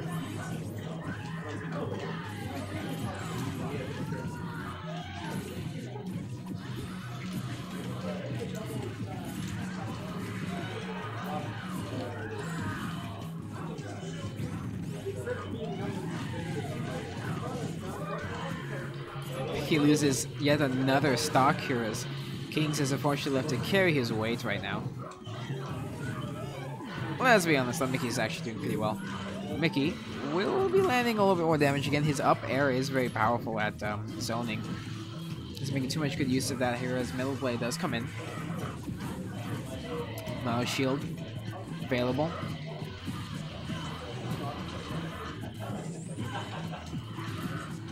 Another shield there will keep. Oh, Kingz loses a stock here, and with that, Sandfall responds immediately by switching to Monado speed and Azure right now. Shields off the damage from the Sigma, gets spiked off the map by Kingz there. And another good hit on to Sandfall. This is a relatively good situation until Mickey dies. I got lucky buddy! No!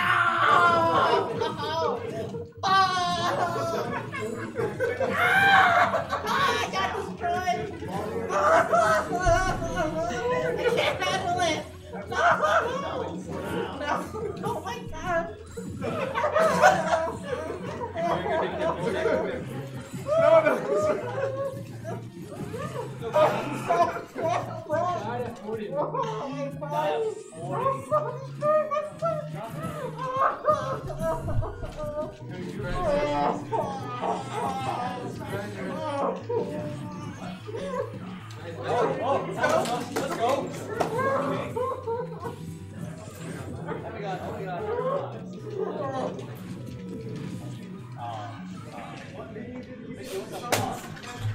No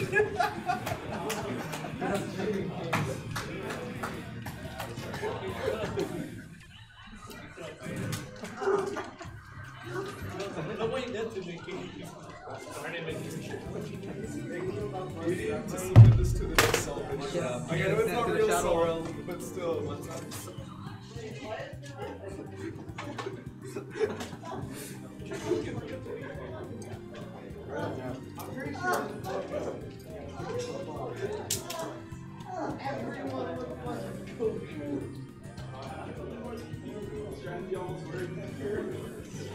We're not allowed to use much play. Huh? No, it's Mickey, what happened?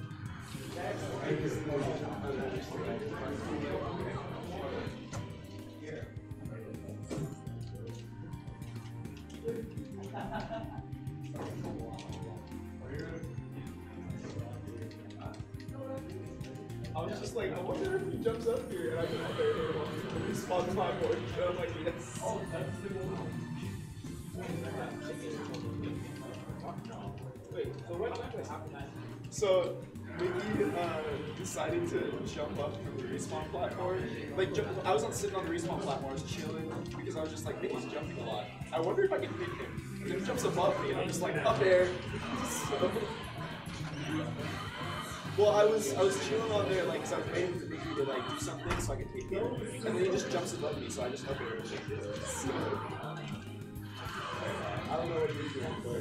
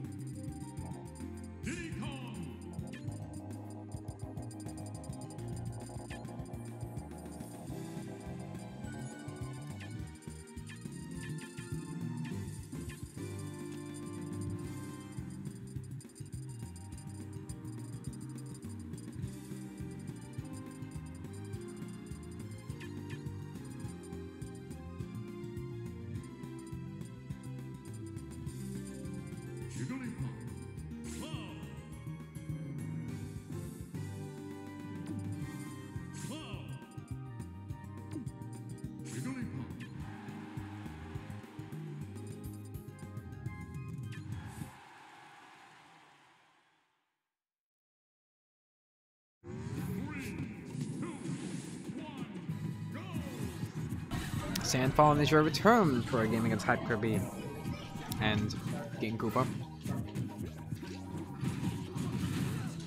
Again, it's a little bit difficult to cast the opening here. A lot of chaos in the beginning. 3 stocks all. Again, we're seeing the clown Jigglypuff combo again. It's been working out for them actually, so I'm not gonna object. And actually, no, Azure was on Lucina last time. Switched to Diddy Kong. A little bit of a swap up here, maybe to adapt to the Jigglypuff. Find out how effective it is. Pushing over to another Art's shield in order to deal some of that damage. Ooh, that's an unfortunate land of limit break there onto the add to Azure. Great connection there by KingKoopa, and unfortunately for HypeKirby, the sleep will miss that time. No down smash for Cloud, a little bit greedy there, I'm not gonna lie. But Sandfall will lose his stock. This Cloud and the Jigglypuff combos is usually working very well for them. Cloud leads in with the damage, and then once they're high enough, Jigglypuff just goes in for the finish. It's working very well. There's a lot of pizza in the trash over there. Not sure what that's about, but in any case. Just noticed. Anyway.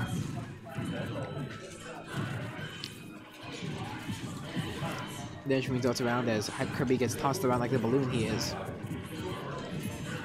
Jigglypuff's basically Kirby. So, there's that. In any case, Cloud able to return the standard B, excuse me. As you're saying, get out of here, and knocking away everyone. It's gonna be there. I believe there was actually a limit break that was blocked out there, but unfortunately Cloud will pay for the limit break with his life. Losing his first stock and leaving, surprisingly or unsurprisingly, depending on how you look at it, HypeKirby last one with 3 stocks, but that is quickly rectified. 69% on Shulk. Haha. And 2 stocks all. He coming there with a great up smash to take out Sandfall. Oh, sorry.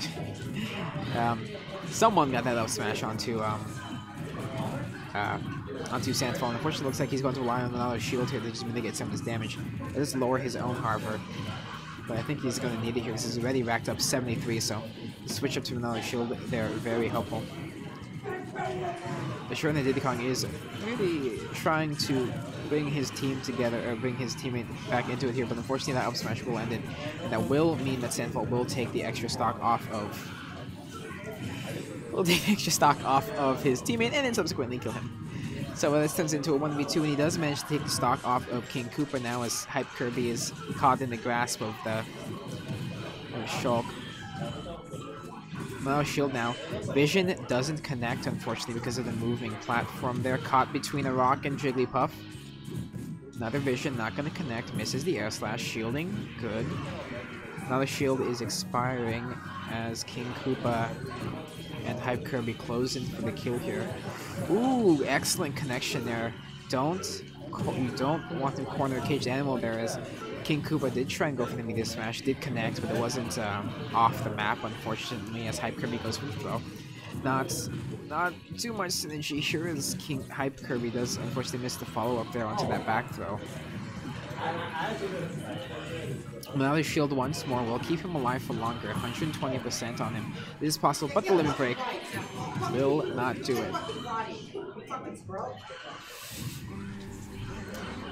HypeKirby and KingKoopa go up 1-0.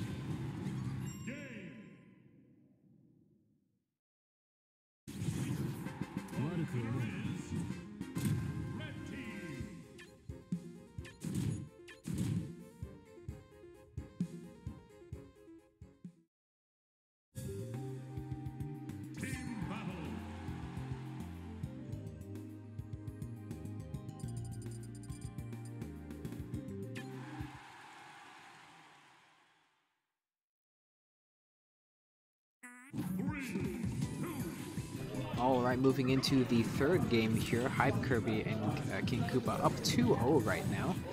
Definitely a comeback is possible here for Azure and Sandfall, however, as they are currently a little bit behind in damage, but they can always make that up.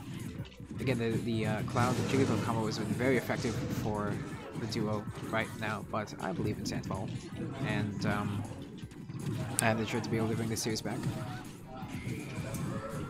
Sleep once more, however, it's been very effective for HypeKirby, and thankfully Cloud is, because this is duos, you do have your teammate there to kind of back you up when Sleep leaves you a little bit more vulnerable. Side Smash can be perfectly shielded there by HypeKirby. HypeKirby, despite playing a very light and airy character, is able to survive for quite a bit of time. Another sleep on Azure. That's 2 stocks right now. They're focusing him down as they did in the last game. It's really punishing right now on the stock counts, as you can see. 4 stocks available for Blue Team versus the 6 of HypeKirby and the KingKoopa. And unfortunately, as I say that, they both lose the stock to the power of Sandfall and his side smash of doom, and he jumps off. Not sure what that was about, but in any case, he's on speed. He's on speed. By that I mean he's on Monado speed. As we see the running is coming in, limit breaker.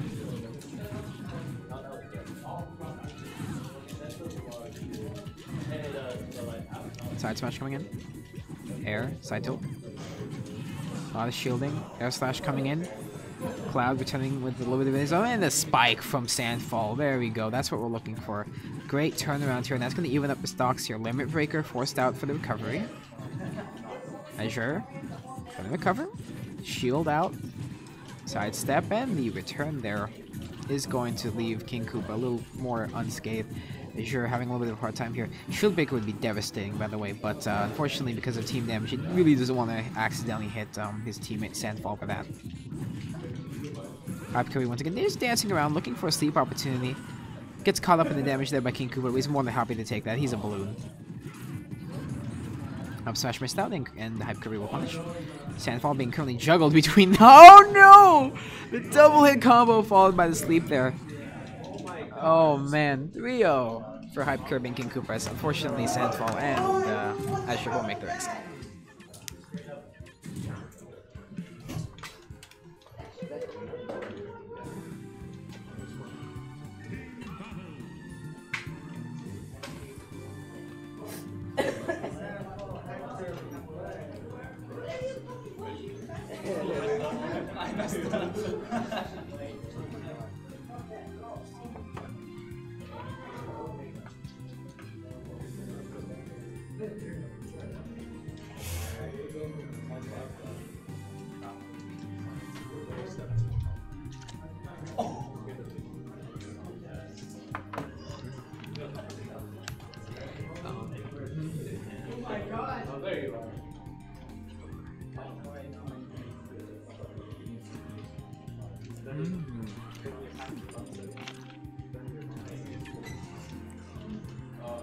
Well, the glasses are on.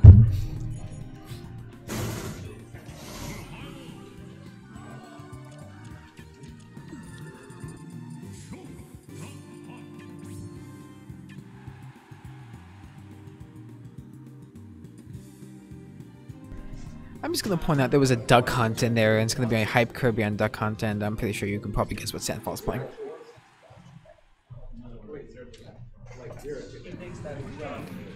Alright, we're back in the singles bracket, as you can tell from the face cam in the top left of the screen here, and we of course have the duck hunt pickup. I don't believe that I have seen HypeKirby on the duck hunt. I could be mistaken. No, I remember editing a thumbnail with duck hunt, so someone has played duck hunt in this tournament. I don't believe it is HypeKirby though. In any case, he's doing pretty good here, countering Sandfall's playstyle on the Shulk here. This could be a specific pickup against Sandfall, but we'll see how it develops here. Now this jump picked up.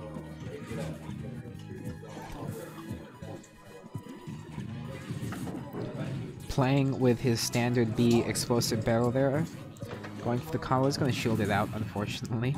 Great side B for some more of the range damage that Duck Hunt is able to do. Some really skillful juggling, I do have to say, of his standard B there to try and use it as a zoning tool. Sandfall will switch to another jump here to give himself a lot more mobility. Will be more easily smashed, however. Really has to watch the barrel there as HypeKirby is hoping for a little bit of luck there, but unfortunately the forward tilt will cost the HypeKirby his first stock. Gets the down B for that incidental damage. Shulk does have to watch out for. Duck Hunt does have quite the number of tools at his disposal in terms of both ranged and close quarters capabilities. Another Buster will help Sandfall deal and build a lot more of the early damage here that he's more than likely going for. Down B again, dealing a lot of damage here, but the more you use an ability over and over again, the less damage it does over time. That said, HypeKirby is doing a great job of sort of balancing out using everything. A little bit of unfortunate timing there, did miss the standard B damage. The duck with Duck Hunt is able to help with the recovery here of the dog here, as Sandfall is able to land 36% damage here. HypeKirby again trying to take as little damage as possible as he is trying to work out the rest of Sandfall's last stock here. 160. Doesn't seem, again, I haven't really seen too much Duck Hunt play, but judging from what I'm seeing right now, it seems like doesn't have too much in the way of smash. Although his landing the full combo with side smash is quite devastating. Looking at it right now, it's relatively. I would lead towards Sandfall right about now, but again, 171% there. It is up tilt is going to secure the stock. 45% deficit for HypeKirby, but this is very manageable. Especially with the tools at Duck Hunt's disposal, a lot of range, a lot of utility for dealing damage from a safe distance, and not having to deal with a lot of Shulk's close combat. So we haven't seen a vision land though this game yet, as HypeKirby is currently playing around with his barrel. Lands the explosive damage, excellent standard there, and as you can see, the damages are relatively equal here. Sandfall trying to decide what he wants to go for. He's going for Buster. He wants to deal the extra damage. I believe this does also reduce his smash capability, however. The extra damage could help here. Beautiful juggling. Down B will come in, knocks the barrel closer to Sandfall. Gonna knock it off the edge here, as Sandfall did go for the jump. Missed grab opportunity, however. HypeKirby will capitalize, and unfortunately doesn't quite land his standard B here. Shield coming inside B, grab, not gonna happen. Forward throw, again up tilt, you saw it there. Standard combo coming in, switches to Monado's speed, gives himself a little bit more control in the air, movement speed, but at the sacrifice of being able to be smashed off easier. HypeKirby taking the brunt of that explosion, but takes a little bit of Sandfall's health with him. Monado's shield here. Sandfall is playing a little bit defensive, it seems like. He could still go for the kill, but it's a lot less likely. Great shield again. Vision comes in. Whew. Takes advantage of the predictability of that standard B, and goes for a punish. Monado jumping, used out now. Again, this is very dangerous. This is very, very dangerous. HypeKirby knows it. Excellent use of his standard B. Gonna combo it. Good shield by Sandfall, though. This isn't. It's a little bit more of a party trick, though. It does explode and does have quite a bit of knockback, as you did see. Back throw, down B misses. Standard B knocked away. Great shield again. Good timing. Dodges the down B. Another barrel comes in. Knocks away Sandfall. This is the utility. This is the advantage that he gets as playing Duck Hunt. So much range. So many tools at his disposal for winning this. 108% now. And the up tilt will do it. Both of those stocks down for HypeKirby were from up tilts, and that will be a 1-0 right now for HypeKirby.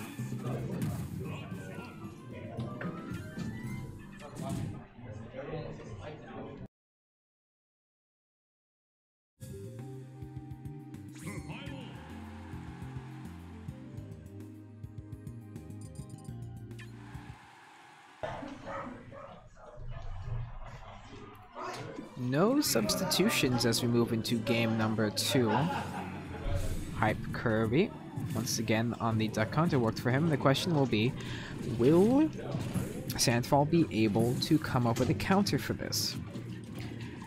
I think speed is smart here, just because it gives him the additional mobility, but if HypeKirby can react fast enough, it's not really going to matter.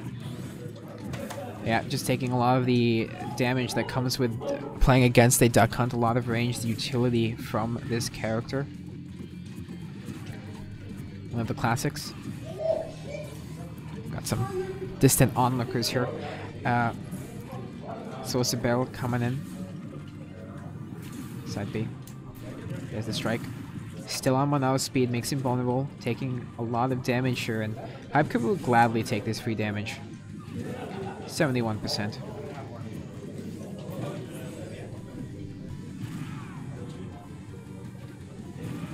There comes the explosive barrel again. 50% deficit, actually 60% to be more precise.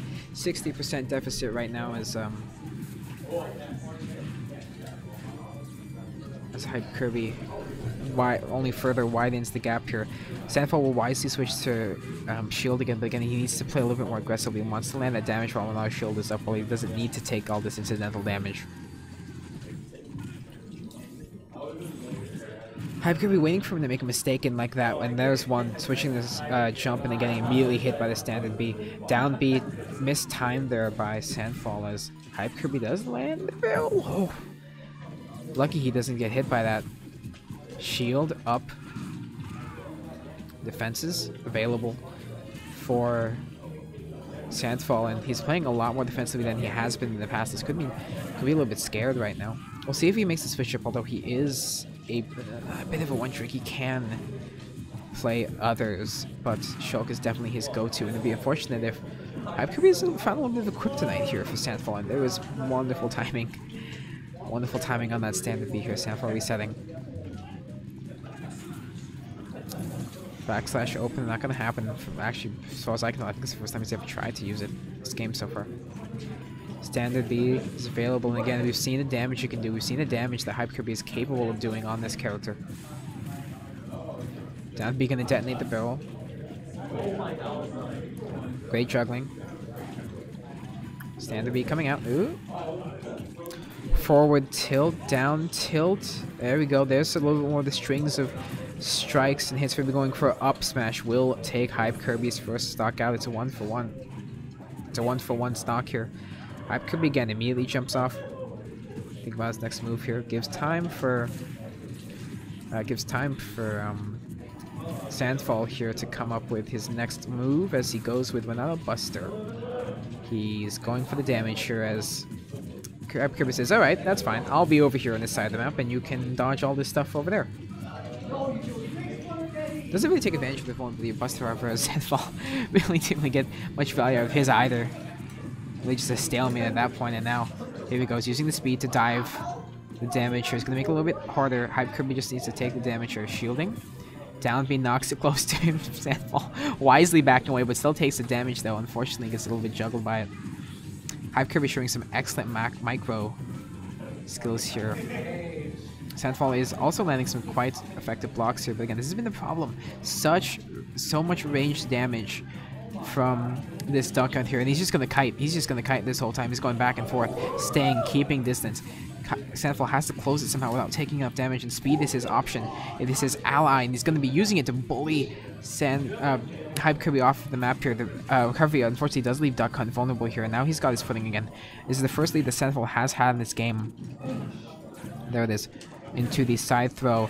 Does trigger the explosion, doesn't get caught by it this time. He switched to jump, and unfortunately timing.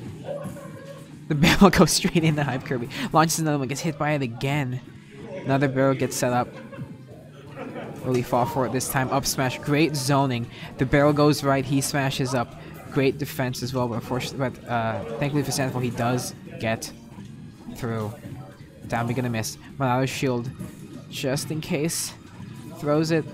Barrel's coming in, gotta watch it. Down B, pecks at the shield. Almost perfect timing on that explosion, by the way, but it would have been shielded either way. HypeKirby just playing around with his barrel, and Monato's shield gets activated again for the defense. 81% on HypeKirby. 147 on Sandfall here, going aggressive, going for the edge guard. HypeKirby able to recover, throw. He's on smash. This is it. Highly aggressive. The barrel could have done it. Air smash could have done it there. Air slash could have done it there. And the up tilt will even this series up 1-1. Really smart aggression there.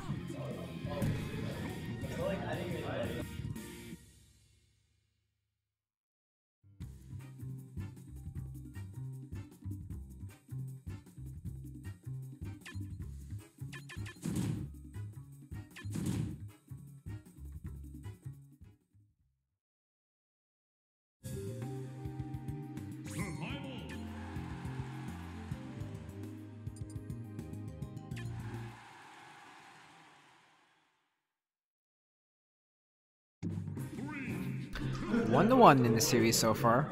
Sandfall on Shulk. HypeKirby on the Duck Hunt. Relatively even game as we saw Sandfall adapt to HypeKirby's playstyle at the end. We'll see what HypeKirby does now. Could do more of the same though. Perhaps he's confident in his strategy and I wouldn't necessarily blame him. It's pretty effective. It's very effective now here as he's punishing the vulnerability that comes with taking Milo or speed. Buster comes out. Sandfall can do a little bit of poking of his own right now as HypeKirby is currently diving him, and Sandfall unfortunately is a little bit vulnerable there, almost gets juggled off the map by HypeKirby's aggression there. A little bit of forward air action, down tilt, forward air once more from the Duck Hunt. Gotta watch those down Bs. They do have specific timings depending on the bandit that is drawn there. Up air, another jump. Probably want to switch to shield, and he will. Protect against the damage. Barrel comes in. Excellent use of the down B. Unfortunate time for Sandfall. Barrel comes lingering down, and unfortunately is going to fly off the side of the map here. Monado's speed available. Back throw into Monado jump to ease that recovery. Shield coming in. Doesn't even need it because he blocks the damage completely with his own in-air shield. Knocks away the barrel. Gets hit by once more Duck Hunt's quick draw down B. Switches to Buster. He needs to deal damage here. Only 18% on HypeKirby. Such a huge, almost 140% deficit here. Shield reduces the damage dealt. This is looking a little bit scary right now. Jump for the maneuverability, but that's immediately going to get punished out by HypeKirby. He knows that he's vulnerable. He knows that he's weak. 170% is so much to have. 2 minutes in and a wonderful combo there, right into the barrel. So strong here as Sandfall. Considering what he's going to be using here. Platform's going to make it a little bit easier for him with those backslashes. Up smash, gotta connect.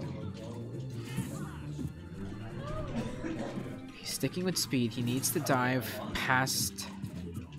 He needs to dive past Duck Hunt's tools here, but Duck Hunt is the HypeKirby is happy to use these platforms as a little bit of shielding. They may be an option for Sandfall to use to outmaneuver a lot of Duck Hunt's abilities. However, he can gladly use them to his advantage as well.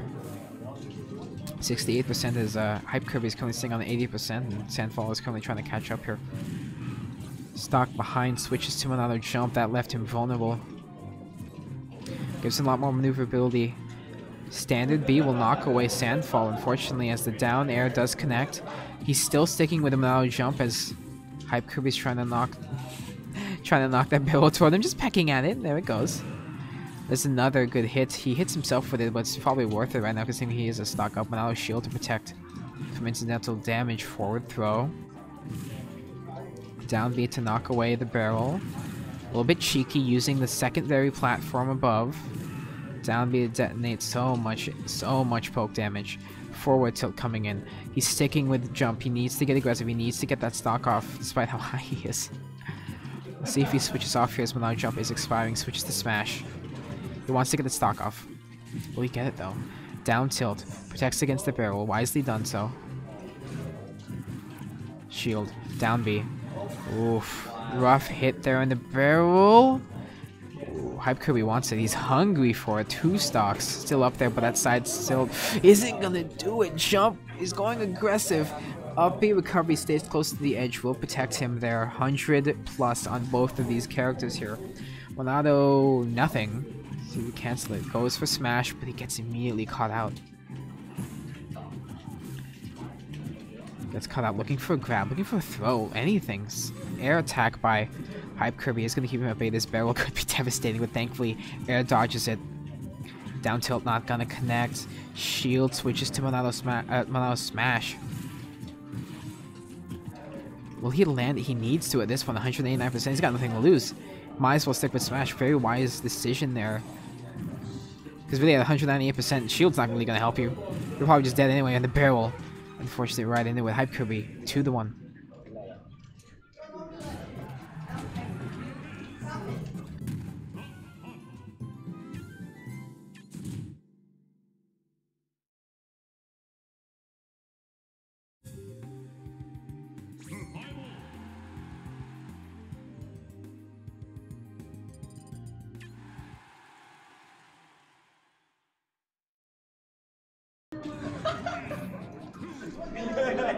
All right, 2-1. HypeKirby on Duck Hunt does lead this series. You might be able to see why here, as he's just poking Sandfall down this whole time. That's been his strategy. It's been working, despite the one game that Sandfall was able to pull from him. It was close. As was the last game in Italy as well. Here is now Sandfall is struggling to find a solution to deal with this Duck Hunt damage. He is trying to deal with it though, and he's dealing with it relatively effectively, I think. But it's not effective enough. So much damage, a 60% deficit, and HypeKirby is only widening it right now. This is almost certainly in the position to help Sandfall come back, but it's going to be very difficult. As he's just taking so much damage from all of the stuff that Duck Hunt tosses. Unfortunately, that's going to be a stock off for Sandfall yet again. Dog sounds coming from over there as Sandfall will switch to Monado speed. Needs to die past it, only 23% on HypeKirby. Masterful play on the Duck Hunt so far, I do have to say. Great zoning. Great microing of both his down B and his barrel. Never letting, unfortunately, as that guy gets shot away here, but never really letting any of his abilities dwindle in value. Always trying to get the most out of his tools here. Now the Buster is what Sandfall will go for here. He's desperately trying to deal a little bit more damage, go for Monado Smash probably, and get a kill. Switches it off, goes with Monado Speed. It's going to try and dive the defenses once more. Air Slash to push him away. Mistimed on that down B.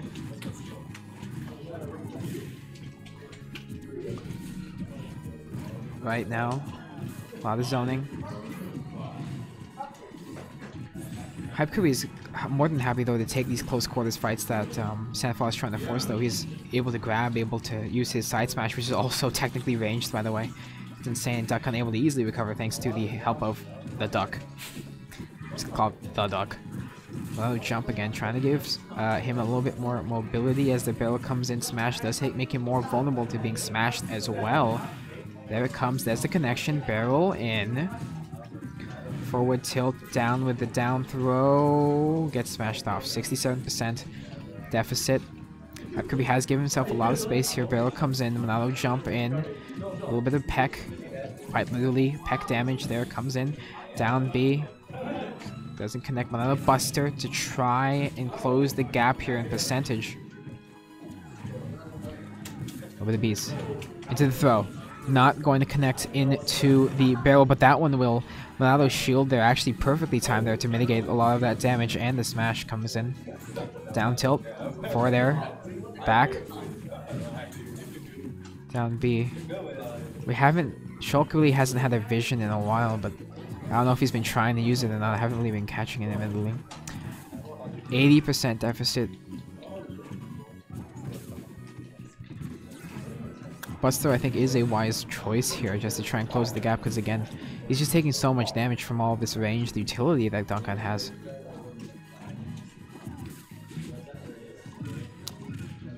Meanwhile, HypeKirby hasn't also been using a lot of his smashes. It doesn't seem like he really needs to use them. Relying solely on his B moves. His down B and standard B have been wonderful tools for him here, as Sandfall is struggling a little bit, but Monado Shield will keep him alive for a while longer. A little bit of a mistake there by HypeKirby getting hit by his own explosive barrel. This could lead to a huge punishment from Sandfall if he decides to go for it. Knocks the barrel away, doesn't have to worry about it for now. Knocks away the down B. Duck Hunt almost completely ending it, but the air slash will unfortunately do it. 3-1 for HypeKirby. Great series.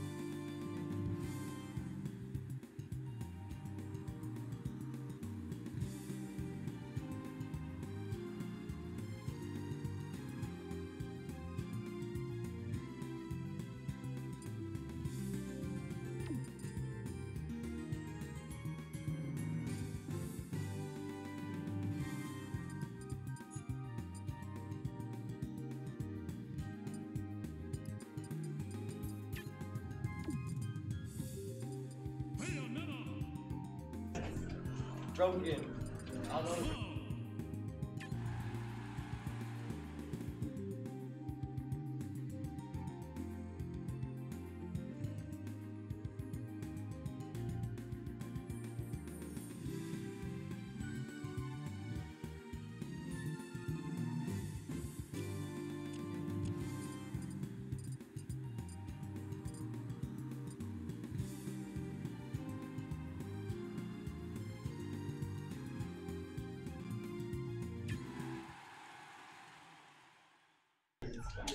beginning the CPU versus HypeKirby, who came off of Cotton Wires, who gave up, who came off of the game against Sandfall. He will be switching over to the Cloud versus CPU's Bayonetta. See how well he's able to counter these combos this time. Great beginning damage here, but again, CPU is lethal with these combos. But HypeKirby as well has proven himself to be quite the contender. Unfortunately, Cotton Witch time here. CPU with the punish damage, 30%. Good value. Ooh, no combo follow up there as HypeKirby holds onto his limit break. Bullet Arts dealing a lot of damage here thanks to their ranged nature. Slash dodged out, not punished by that side smash though, and HypeKirby will gladly return the favor. 100 damage all. Down tilt coming in, grab and forward throw by Bayonetta. HypeKirby keeps this is charging limits breaker mid-air, by the way. A little bit of a spike there. Spike attempt there. Bullet Arts coming through. Tried to charge his limit break there to go for the up B recovery, but it's not going to happen, unfortunately. Limit reset. One stock down. Bullet Arts going for the ranged damage as HypeKirby greedily charges his limit break.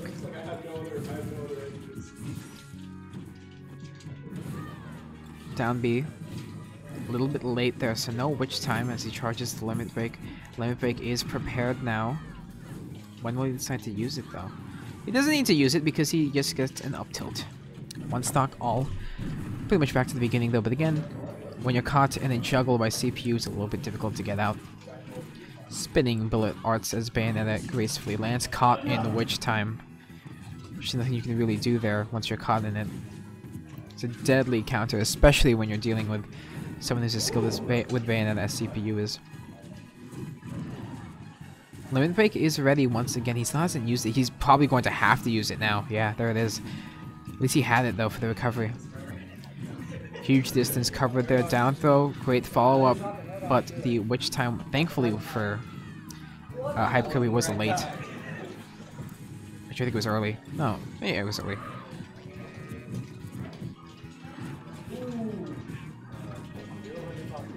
Actually, it doesn't make sense. No, it was late. Okay, in any case. 100 damage all once again. We've been here before. And immediately, as soon as that limit pops, standard B. HypeKirby goes up 1-0. What?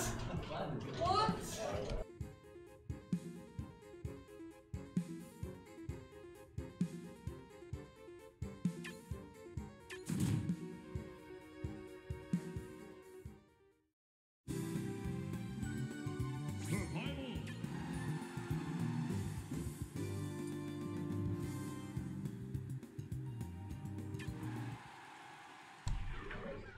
Game number 2, HypeKirby leading the series 1-0. See how they handles this. A lot more platforms to play with in the town and city. Oh, and the owl and the museum owl is back there. It's adorable. Standard B combo. Bullet, witch time a little bit late once again. Bats.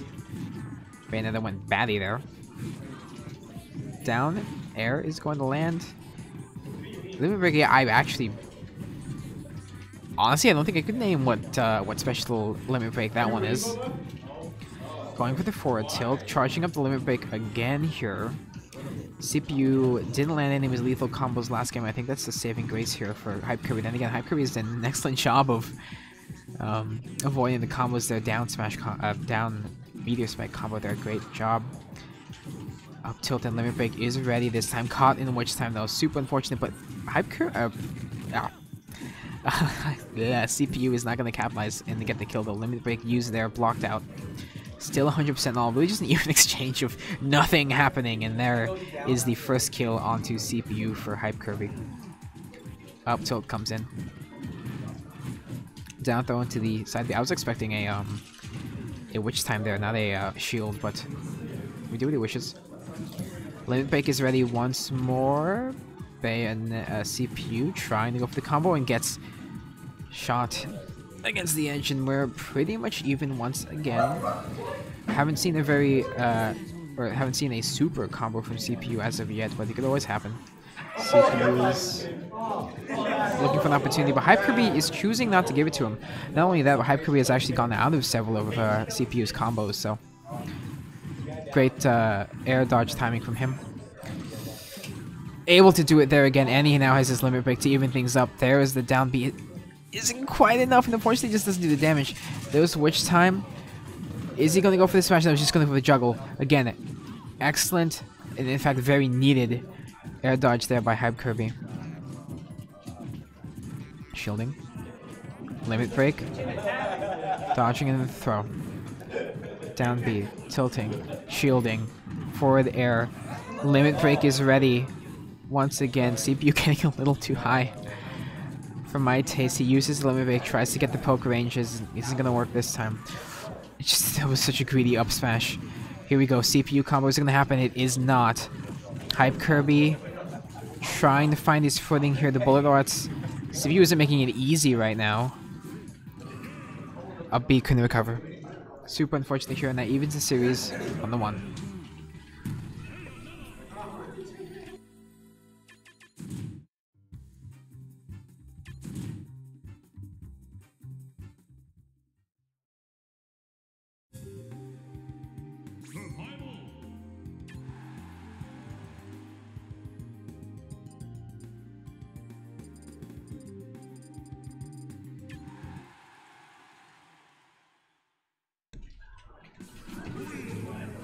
Series is tied up 1-1 right now, and CPU and HypeKirby continue to go out here on Battlefield. Standard B missed. Cloud taking the early damage here as the match opens here. CPU trying to string together some of these combos as HypeKirby is trying to keep her at bay. A little bit more difficult with these platforms, making the maneuverability somewhat limited.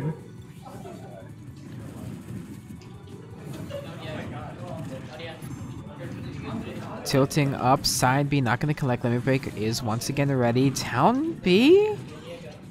Down smash. A little strange there. Bullet Lord's going to connect a lot of damage here. Once again, dodge. Limit break is ready. Grab, not going to connect, unfortunately. Up tilt in the air. Forward tilt. Limit break is still ready. Holding on to it. Very wise. Once again, being very patient. Looking for the opportunity. CPU is wise to some of the more obvious opportunities for a limit break, and there was one of them, shielded as you saw. Caught in the grab, able to break free. Limit break able to come out. No witch time there, unfortunately, and he gets punished immediately by HypeKirby. Strike miss, charging the bullet arts, knocking him away, and unfortunately just not enough room for HypeKirby to be able to recover there. CPU is going for the damage here. Trying to find it. Somewhat successful. Very successful right now as he gets caught in the combo. Lets HypeKirby off right now. Bullet time, but the down smash will help secure the kill. 62% deficit, stocks even. Limit break is available. Might probably just be used for the damage right now, but as I say that, HypeKirby is doing a fantastic job of getting a lot of this opening damage done. Late witch time. Limit break is available. So much damage, 74% now. Relatively even. CPU can always go for the lethal combo here, but HypeKirby has limit break available and is doing a great job dealing some of the standard attack damage. Caught in witch time, and oh no, the platform actually saved him there. A little bit unfortunate here as this combo comes in. Will he get the air dodge in time? And he doesn't. Oof. 2-1.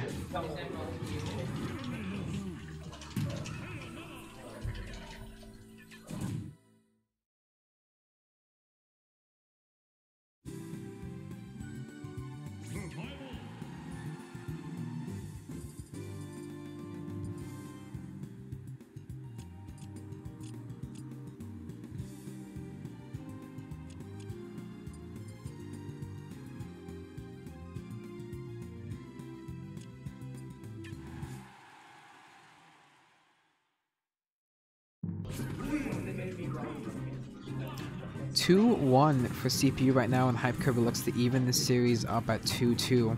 See if he's able to do it here. Early bullet art damage from Bayonetta is inevitable as he chose charging in, and HypeKirby easily punish. Thankfully able to do that. Up tilting coming in. Forward tilt and the down tilt. Limit Breaker is again ready very early on. I shouldn't get too antsy when using it, and he isn't. CPU just trying to land the incidental damage here with his bullet arts. 69 to 75 right now, as HypeKirby is currently doing a good job of juggling CPU away. No, there actually I stand correct. I'm correct myself. There was one lethal combo so far, and it was in the last game of the series. HypeKirby hoping to bring it back here. Good juggle. CPU is able to cover there and doesn't fall for the easy witch time. A witch time could be lethal for him here, as CPU does go for the combo. Unfortunately, isn't going to land. It doesn't use his limit break either. Wisely uses a side B there, and it's caught in the witch time. That's going to be his limit break gone, and unfortunately, triple up tilt there is going to take the stock away, and see if HypeKirby is able to take out this stock in a reasonable amount of time.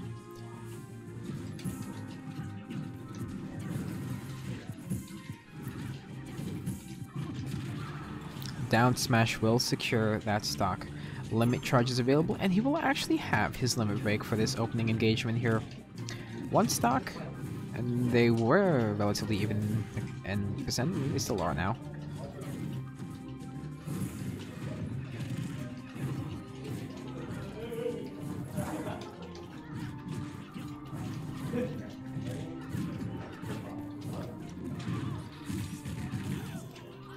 Limit break on the standard B, taking the damage from the bullet arts in exchange for some charge on his limit. CPU is gonna go for the combo. There it is. Gets footstools in by accident. I'm assuming that was an accident. Lands the damage. Limit breaker is ready.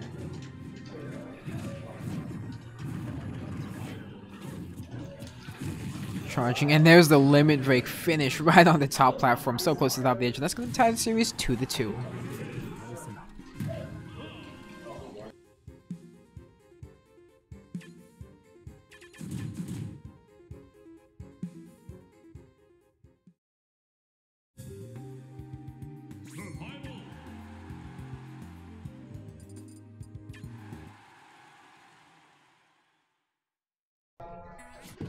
To the 2. CPU on Bayonetta, HypeKirby on Cloud. Town and City. Potentially the last map. Here we go. Bullet Arts opening, HypeKirby taking the early lead here in damage. First standard B comes in. CPU going for his combos. HypeKirby not going to give it to him though, caught in witch time, however... Ooh, CPU tried to go for the greedy instant kill there from the top of the screen, but HypeKirby thankfully is able to get out of it. Get a little bit more out of this match, and there's another perfectly landed combo. Able to CPU, however, not high enough for the kill, but is able to recover. Another side smash, and that's actually going to do it.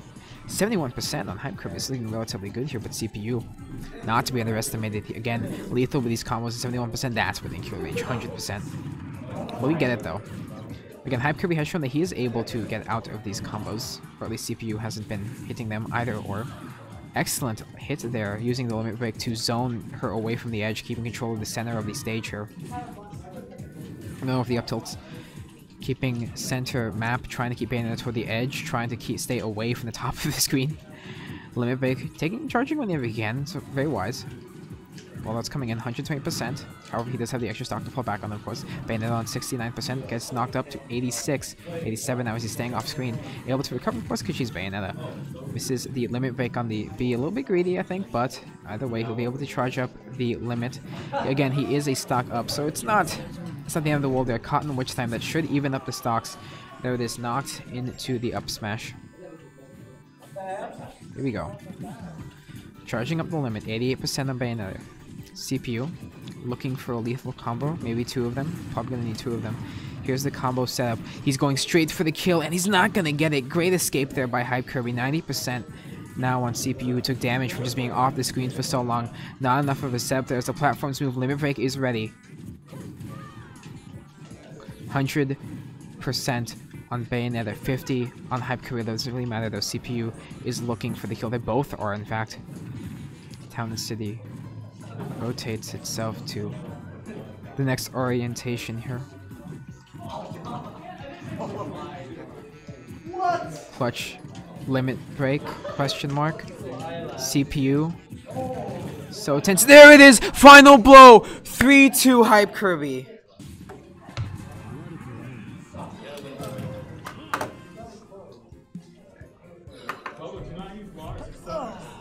Right there. Nice. Oh man. Oh, what a close game. Whew. Clutch on that standard B with the limit break. That was good. That was real good. It's been months since my last set. Nice. Oh man. Oof.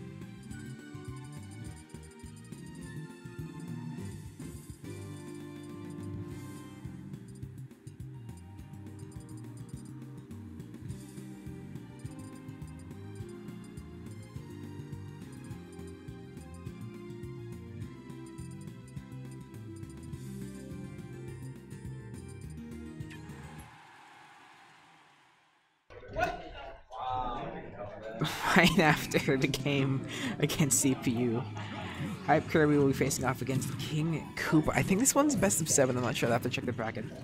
But in any case, he's going back to the Duck Hunt here as against HypeKirby. We're gonna see how well CPU plays against it here. Cloud basically performing a little bit better against Duck Hunt here. Significantly better, in fact, as KingKoopa already has his whoopsie daisy. Sorry, as KingKoopa already had KingKoopa already has his break ready. I'll unfortunately be the first stock off here. Let's see how HypeKirby responds. However, see how much information he's able to glean off it as he is recovering some damage off. KingKoopa able to break free here as his limit break is ready. HypeKirby, however, relatively even percentage, although even the fact that he is down, limit break is ready. He needs to avoid it. He knows he just played Cloud, so he knows what to look out for here. Some of the tells though, but it's not to say that KingKoopa is going to make it predictable or easy on him. Shield to the barrel. Another great shield timings here from KingKoopa here, who takes the full brunt of the standard combo from Duck Hunt. HypeKirby gonna have his barrel swatted away by Cloud's sword, who uses the unfortunately the barrel. Well, the trooper takes the whole front of that limit break and hit there. HypeKirby doing a great job here with the edge control. And KingKoopa concedes the stock, realizing he's probably not going to make it back without Limit Breaker on his up B recovery. HypeKirby turtling here, and it's going great well for him. And there it is. There's the aggression. There's some great damage here coming in here, changing up the pace, keeping KingKoopa guessing as he does take the damage. KingKoopa It's the grab. Gets it there and isn't able to follow up there, unfortunately. Great for HypeKirby though. Limit Break is almost ready, however. There it is, in fact. Barrel's ready, down B, gonna avoid all of it. However, in the smoke of it all, HypeKirby goes in for the kill with a throw there. Juggling, and now we're suddenly at 100 apiece. Down B. Limit Break was used there? I actually don't know what it was used on. Okay then. Barrel connects. Another barrel coming in. Forward tilt. Cloud. Keeping a distance away, but HypeKirby is more than happy to engage here. 170% using a lot of his tools at his disposal here to almost taking both of them out. Spikes down the barrel. Mistimed, unfortunately, on the combo. Blows up, down B with the connect. Launches the barrel. The barrel is surprisingly smash. Misses the limit break. Punish into the up throw. Is it going to be enough? It isn't. The barrel jumps over the barrel and the up tilt to claim the first game of the set. HypeKirby goes up 1-0.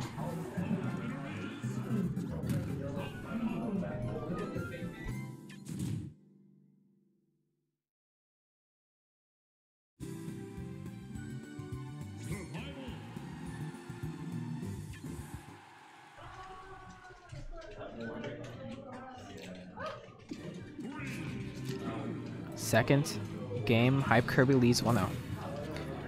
KingKoopa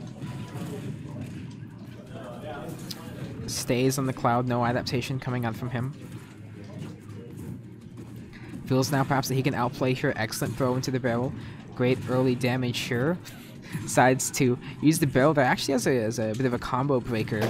Takes a little bit of damage from the barrel and decides, hey, if my opponent doesn't get the combo off, well then I save damage. Limit breaker missed there from KingKoopa. Super unfortunate here. DuckHunt's gonna go for the Punisher as he's posturing to deal more damage here. A little bit of range coming out. Barrel, playing with the barrel. KingKoopa makes contact with it, and the side smash is enough! Well done here by HypeKirby as he's now sitting on 100% here. Gonna try and deal some incidental damage here on KingKoopa, who's sitting at his one remaining stock. HypeKirby sitting on 128 though, but a good solid hit from Cloud could do him in, or any limit break attack, most likely. I say that now, but of course I could probably be wrong. No standard B there combo. No connection, 17% damage here for HypeKirby on his second stock, and there is the standard air forward tilt. The heavy hit I was talking about. Limit break is ready though. This could be a lot of early opening damage here, and HypeKirby is more than happy to start juggling him here as CPU is probably just CPU as KingKoopa is trying to juggle his options here with his limit break, trying to figure out where he wants to use it. There's definitely some opportunity here. Forward tilt. Forward up. Down tilt coming in. Back throw. Limit break is ready. Perfect shield. Misses the strike. Down hilt into the up air. Back air. Grab. Back throw. Up tilt. Limit break is still ready. It's been ready for quite some time. KingKoopa very patient, waiting for the perfect opportunity. Shields the barrel immediately. Not going to fall for it, and there's limit break, but that's not enough! 100% apiece. Barrel's coming in. DaChimpion recovers. Down smash is going to do it. Is going to connect, rather. HypeKirby used the same trick against CPU, and he gets caught by there. There's forward slash aggression from KingKoopa. Will take the series 1-1.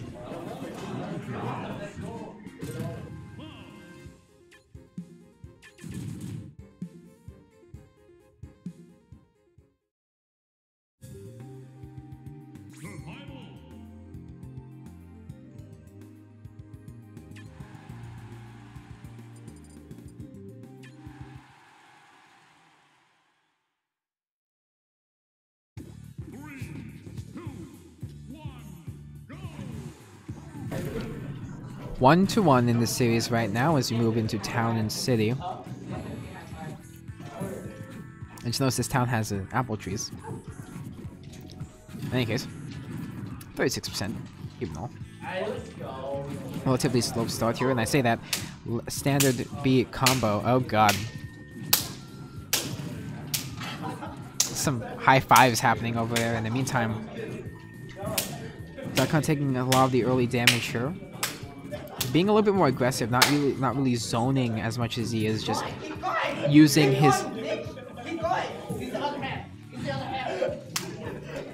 his tools here, knocking the barrel around. I'm gonna mute the mic for a little bit.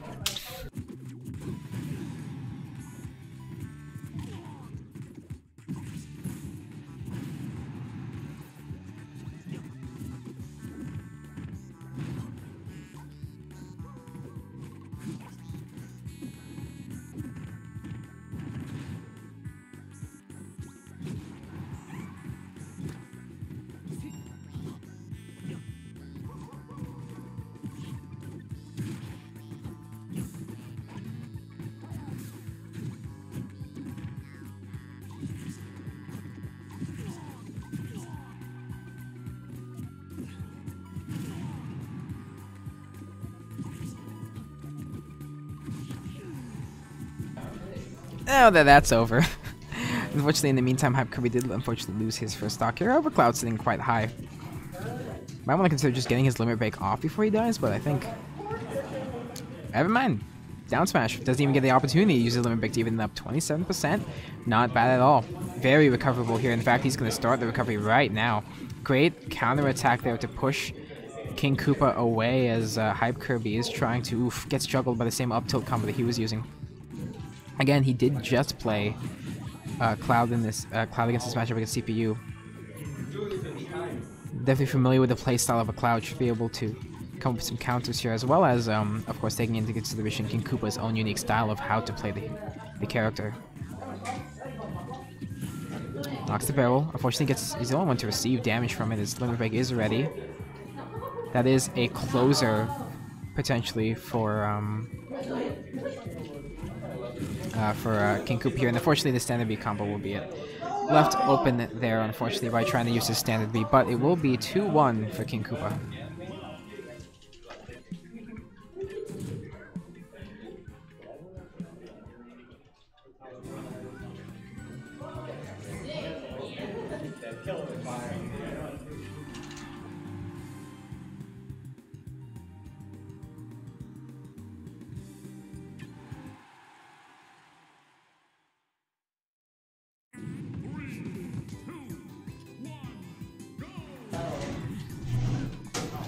Fist bumps swapped out here, and HypeKirby has made the adaptation to Bowser. We'll see if it pays off for him here.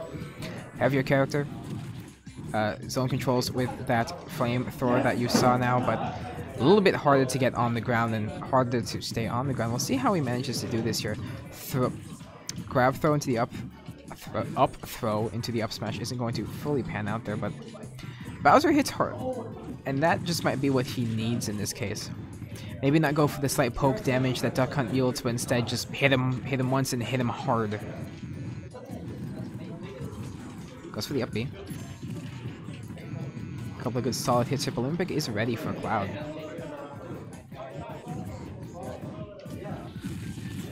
And there it is. Standard B combo again takes another stock off of HypeKirby. Cloud. KingKoopa. 78%. HypeKirby. Tilt in the air. 102 damage. Pretty much almost any smash attack, any somewhat charged smash attack is going to do it. But the side B is going to do significant damage here. Grab into the up throw is going to do pretty good damage. Side B combo.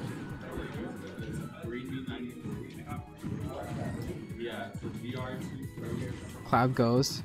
The strike here. HypeKirby sitting at 68%, and again 128 for KingKoopa here. Very recoverable, however. Again, Bowser can go for good strike here. Oh, and there's the up B to finish it. Great series. 3-1 for KingKoopa. Well played. Great series there.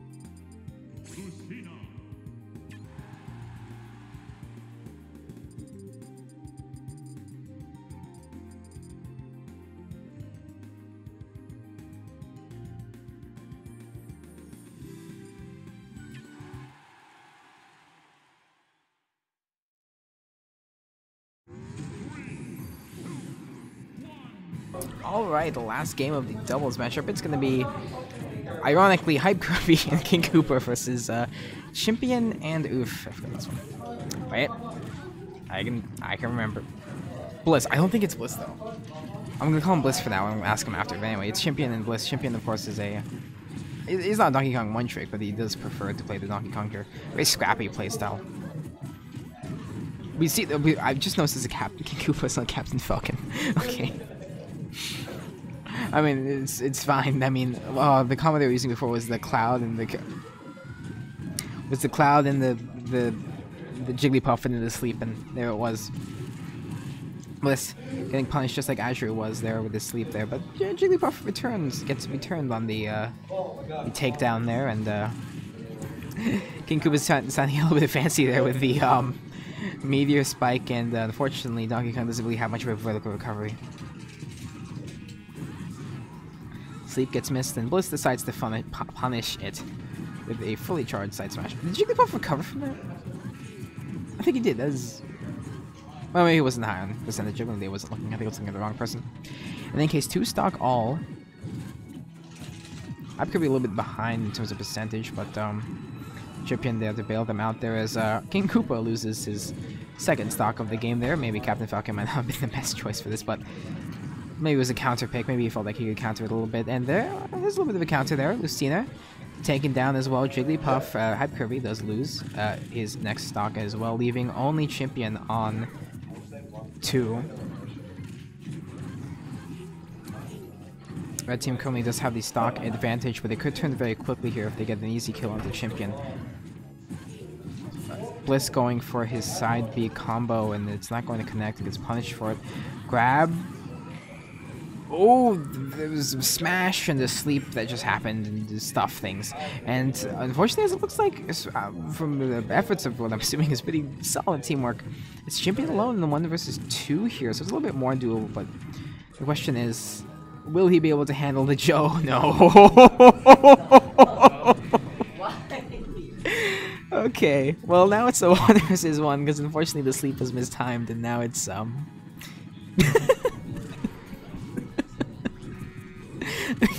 KingKoopa is just happy spamming the standard attack here.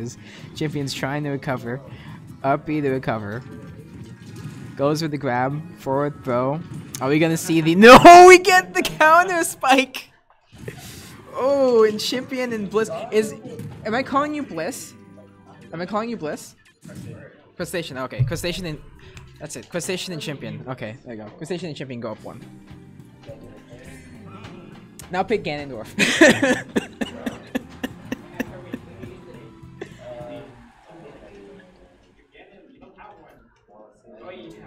Use...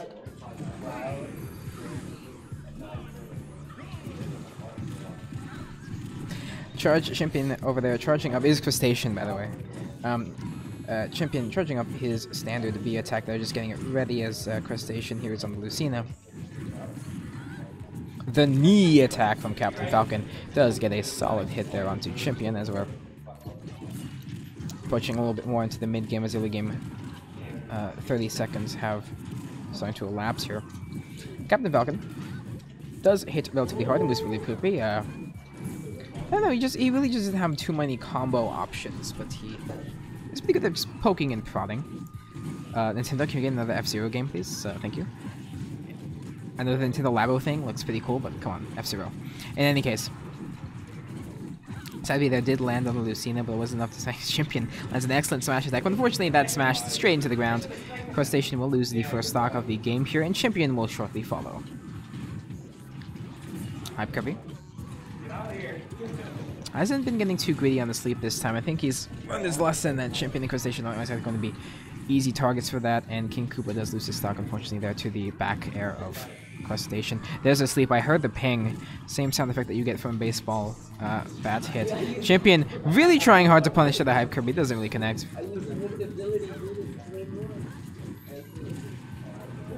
Chimpion spamming those up tilts there. Unfortunately, HypeKirby does sort of just float on into it there. My team is down a stock currently, and Captain Falcon is able to recover thanks to the extra platform. HypeKirby lands yet another sleep, his second sleep kill at least this game. Really great stuff there. KingKoopa is trying to get over to his ally right now, trying to break him free of the duo that is Champion and Cruztation. And ooh, the side smash return elimination there from Champion to even it up. But unfortunately, I miscounted because HypeKirby has 2 stocks. KingKoopa. And that is not another sleep kill, but is another sleep landed, and that will be finally HypeKirby's second stock down. Everyone 1 stock all. However, the red team is a little bit behind in terms of percentage-wise. They are easier to take down. Cruztation, unfortunately, will bid us adieu, and it will be up to Champion in a 1 versus 2. He did it before. Can he do it again? Trying to set up the juggle potential here. Hopefully this time, and there it is. Just runs up and sleeps. 1-1 series now tied.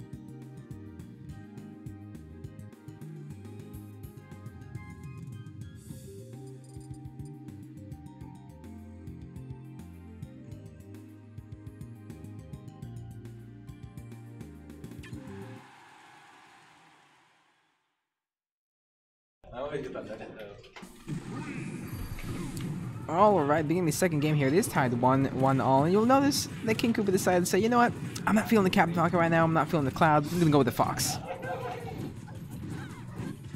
So right now, moving up here, Champion is going for the up tilt again. He did land him a kill in the last game here, and Cruzation decided I've had enough of this sleeping nonsense. Going for a little bit of aggression here on to HypeKirby. Meanwhile, Champion is currently getting knocked around quite a bit here, by both HypeKirby and KingKoopa. Already at 126%, and we're already exited the last 3 minutes of the game. He's piecing out. He realized, you know what, it's probably not worth it. I'm probably just gonna get knocked around some more. That's a little bit interesting though, just because Champion obviously being a larger character means he does have a larger hitbox, and HypeKirby taking advantage of Jigglypuff's superior air mobility and is going to bling Champion on the right side, but unfortunately, in the meantime, ooh, that was an unfortunate time to miss a sleep there, and Lucina will land a fully charged shield breaker. But a double sleep, and one of the persons receiving the sleep was his teammate there. No extra damage there dealt to Lucina, however, but KingKoopa will take quick care of that. Side B combo lands onto KingKoopa, although he should be able to recover here with Firefox. Shield breaker lands again. Most likely, he decided to drop his shield there at the end because he realized, well, if my shield gets broken, I'm just stunned, and then I'm almost certainly dead unless my teammate can pop me out of it. And Champion again, suffering from Donkey Kong's lack of vertical recovery. There's the forward tilt into the side B combo, and that isn't going to knock off. Oh, no, it still isn't going to knock off KingKoopa's second to last remaining stock, as at last HypeKirby's second stock is removed, and as is KingKoopa's. So we're in a 1 stock all situation again. Let's see if Champion is left to carry his team to the last stock again. And never mind. Oh nope, still going. And as you saw there, what I was referring to several games ago was how if HypeKirby misses a sleep, KingKoopa can just hit his teammate so that he isn't stunned anymore. HypeKirby does land the final blow on to Cruztation, and now it's all up to Champion. Yet again, and the sleep will do it. BM up smash there from KingKoopa, and they lead the series 2-1. This is the best of 5, by the way.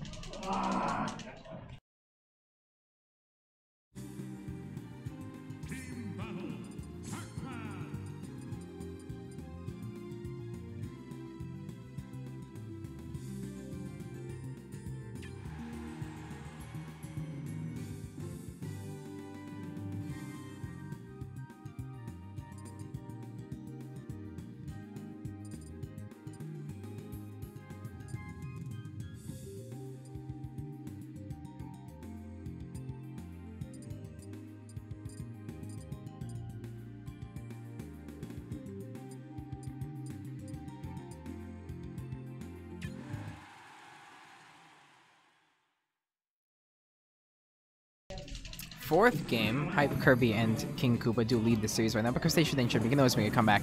You'll also notice, if you didn't in the interim, that we have a Pac-Man. And that will be played by HypeKirby. Switching off the Jigglypuff. I'm setting an affinity for round characters, but in any case. The Fire Hydrant will be mowing through and hitting everyone. A little bit unfortunate as the Galaga ship pops out. I believe it is the 5th item in Pac-Man's charge. Yeah. After that is the bell, and then the key, I think, is after that in any case. Charges up to the apple there. It is very useful to use as a spike damage ability there. Unfortunately, though, KingKoopa will be the first one to lose the stock as the Fire Hydrant does push away. It does a little bit of good job of zoning here, using the side B to recover effectively. It actually, it may or may not be notable that you can, if you knock Pac-Man's side B pellet out, you can eat it and heal from it.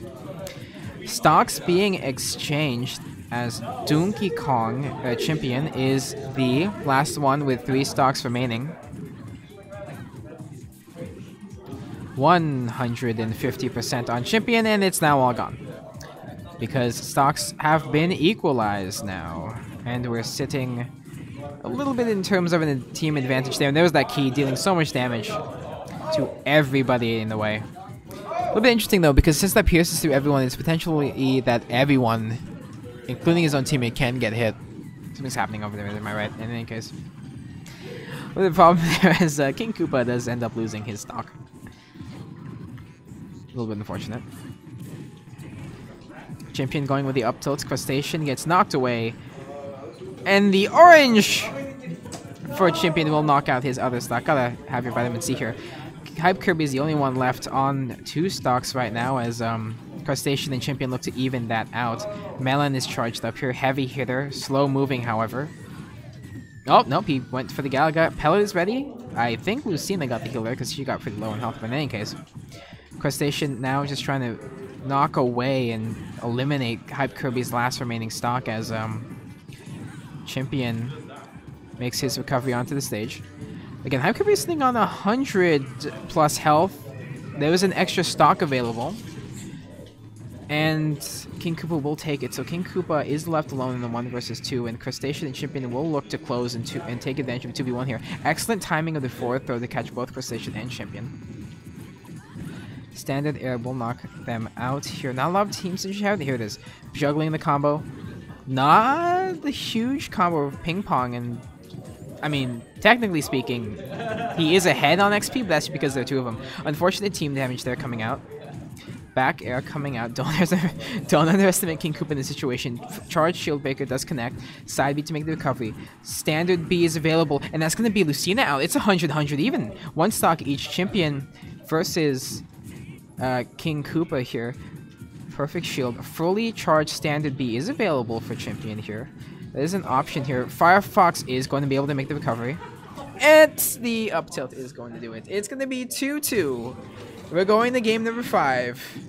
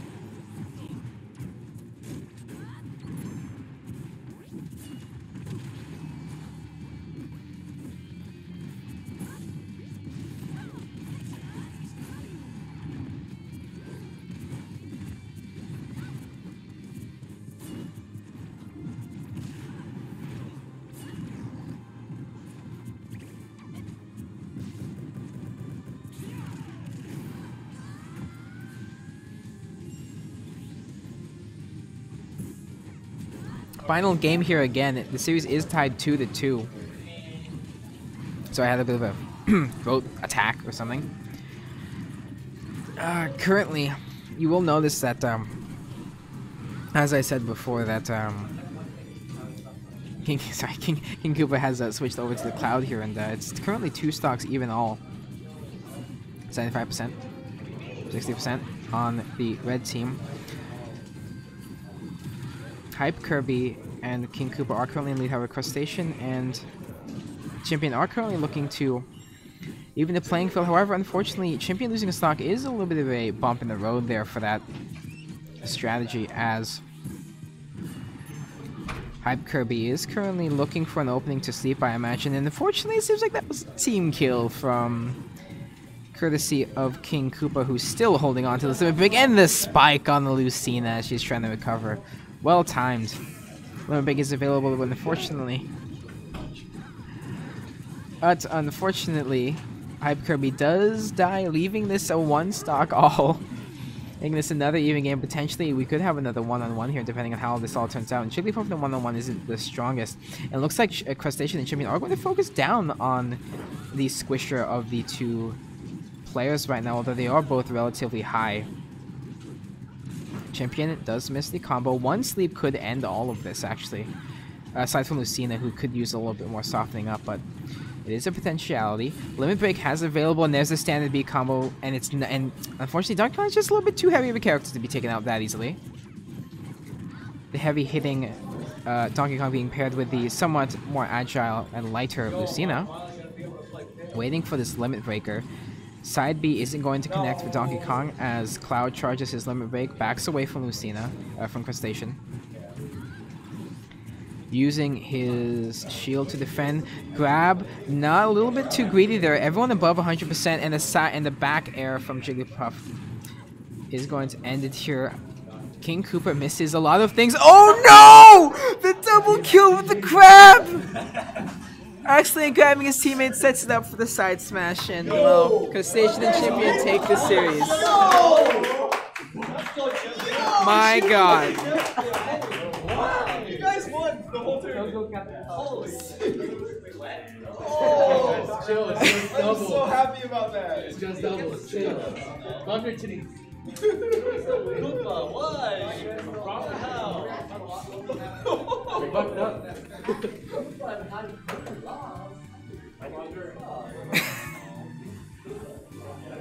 He's dead serious. That friendly grab at the end. Oh man. Ooh. Okay, well thank you all for watching. I think we peaked at like 7 viewers. Thanks all for tuning in. Hopefully you enjoyed it. We will see you on Sunday for the Game of the Month stream, Bit Trip series. Thank you all for watching. Nukes at 501 tuning out from the Smash Club at SJSU on the Game Dev Club at San Jose State channel.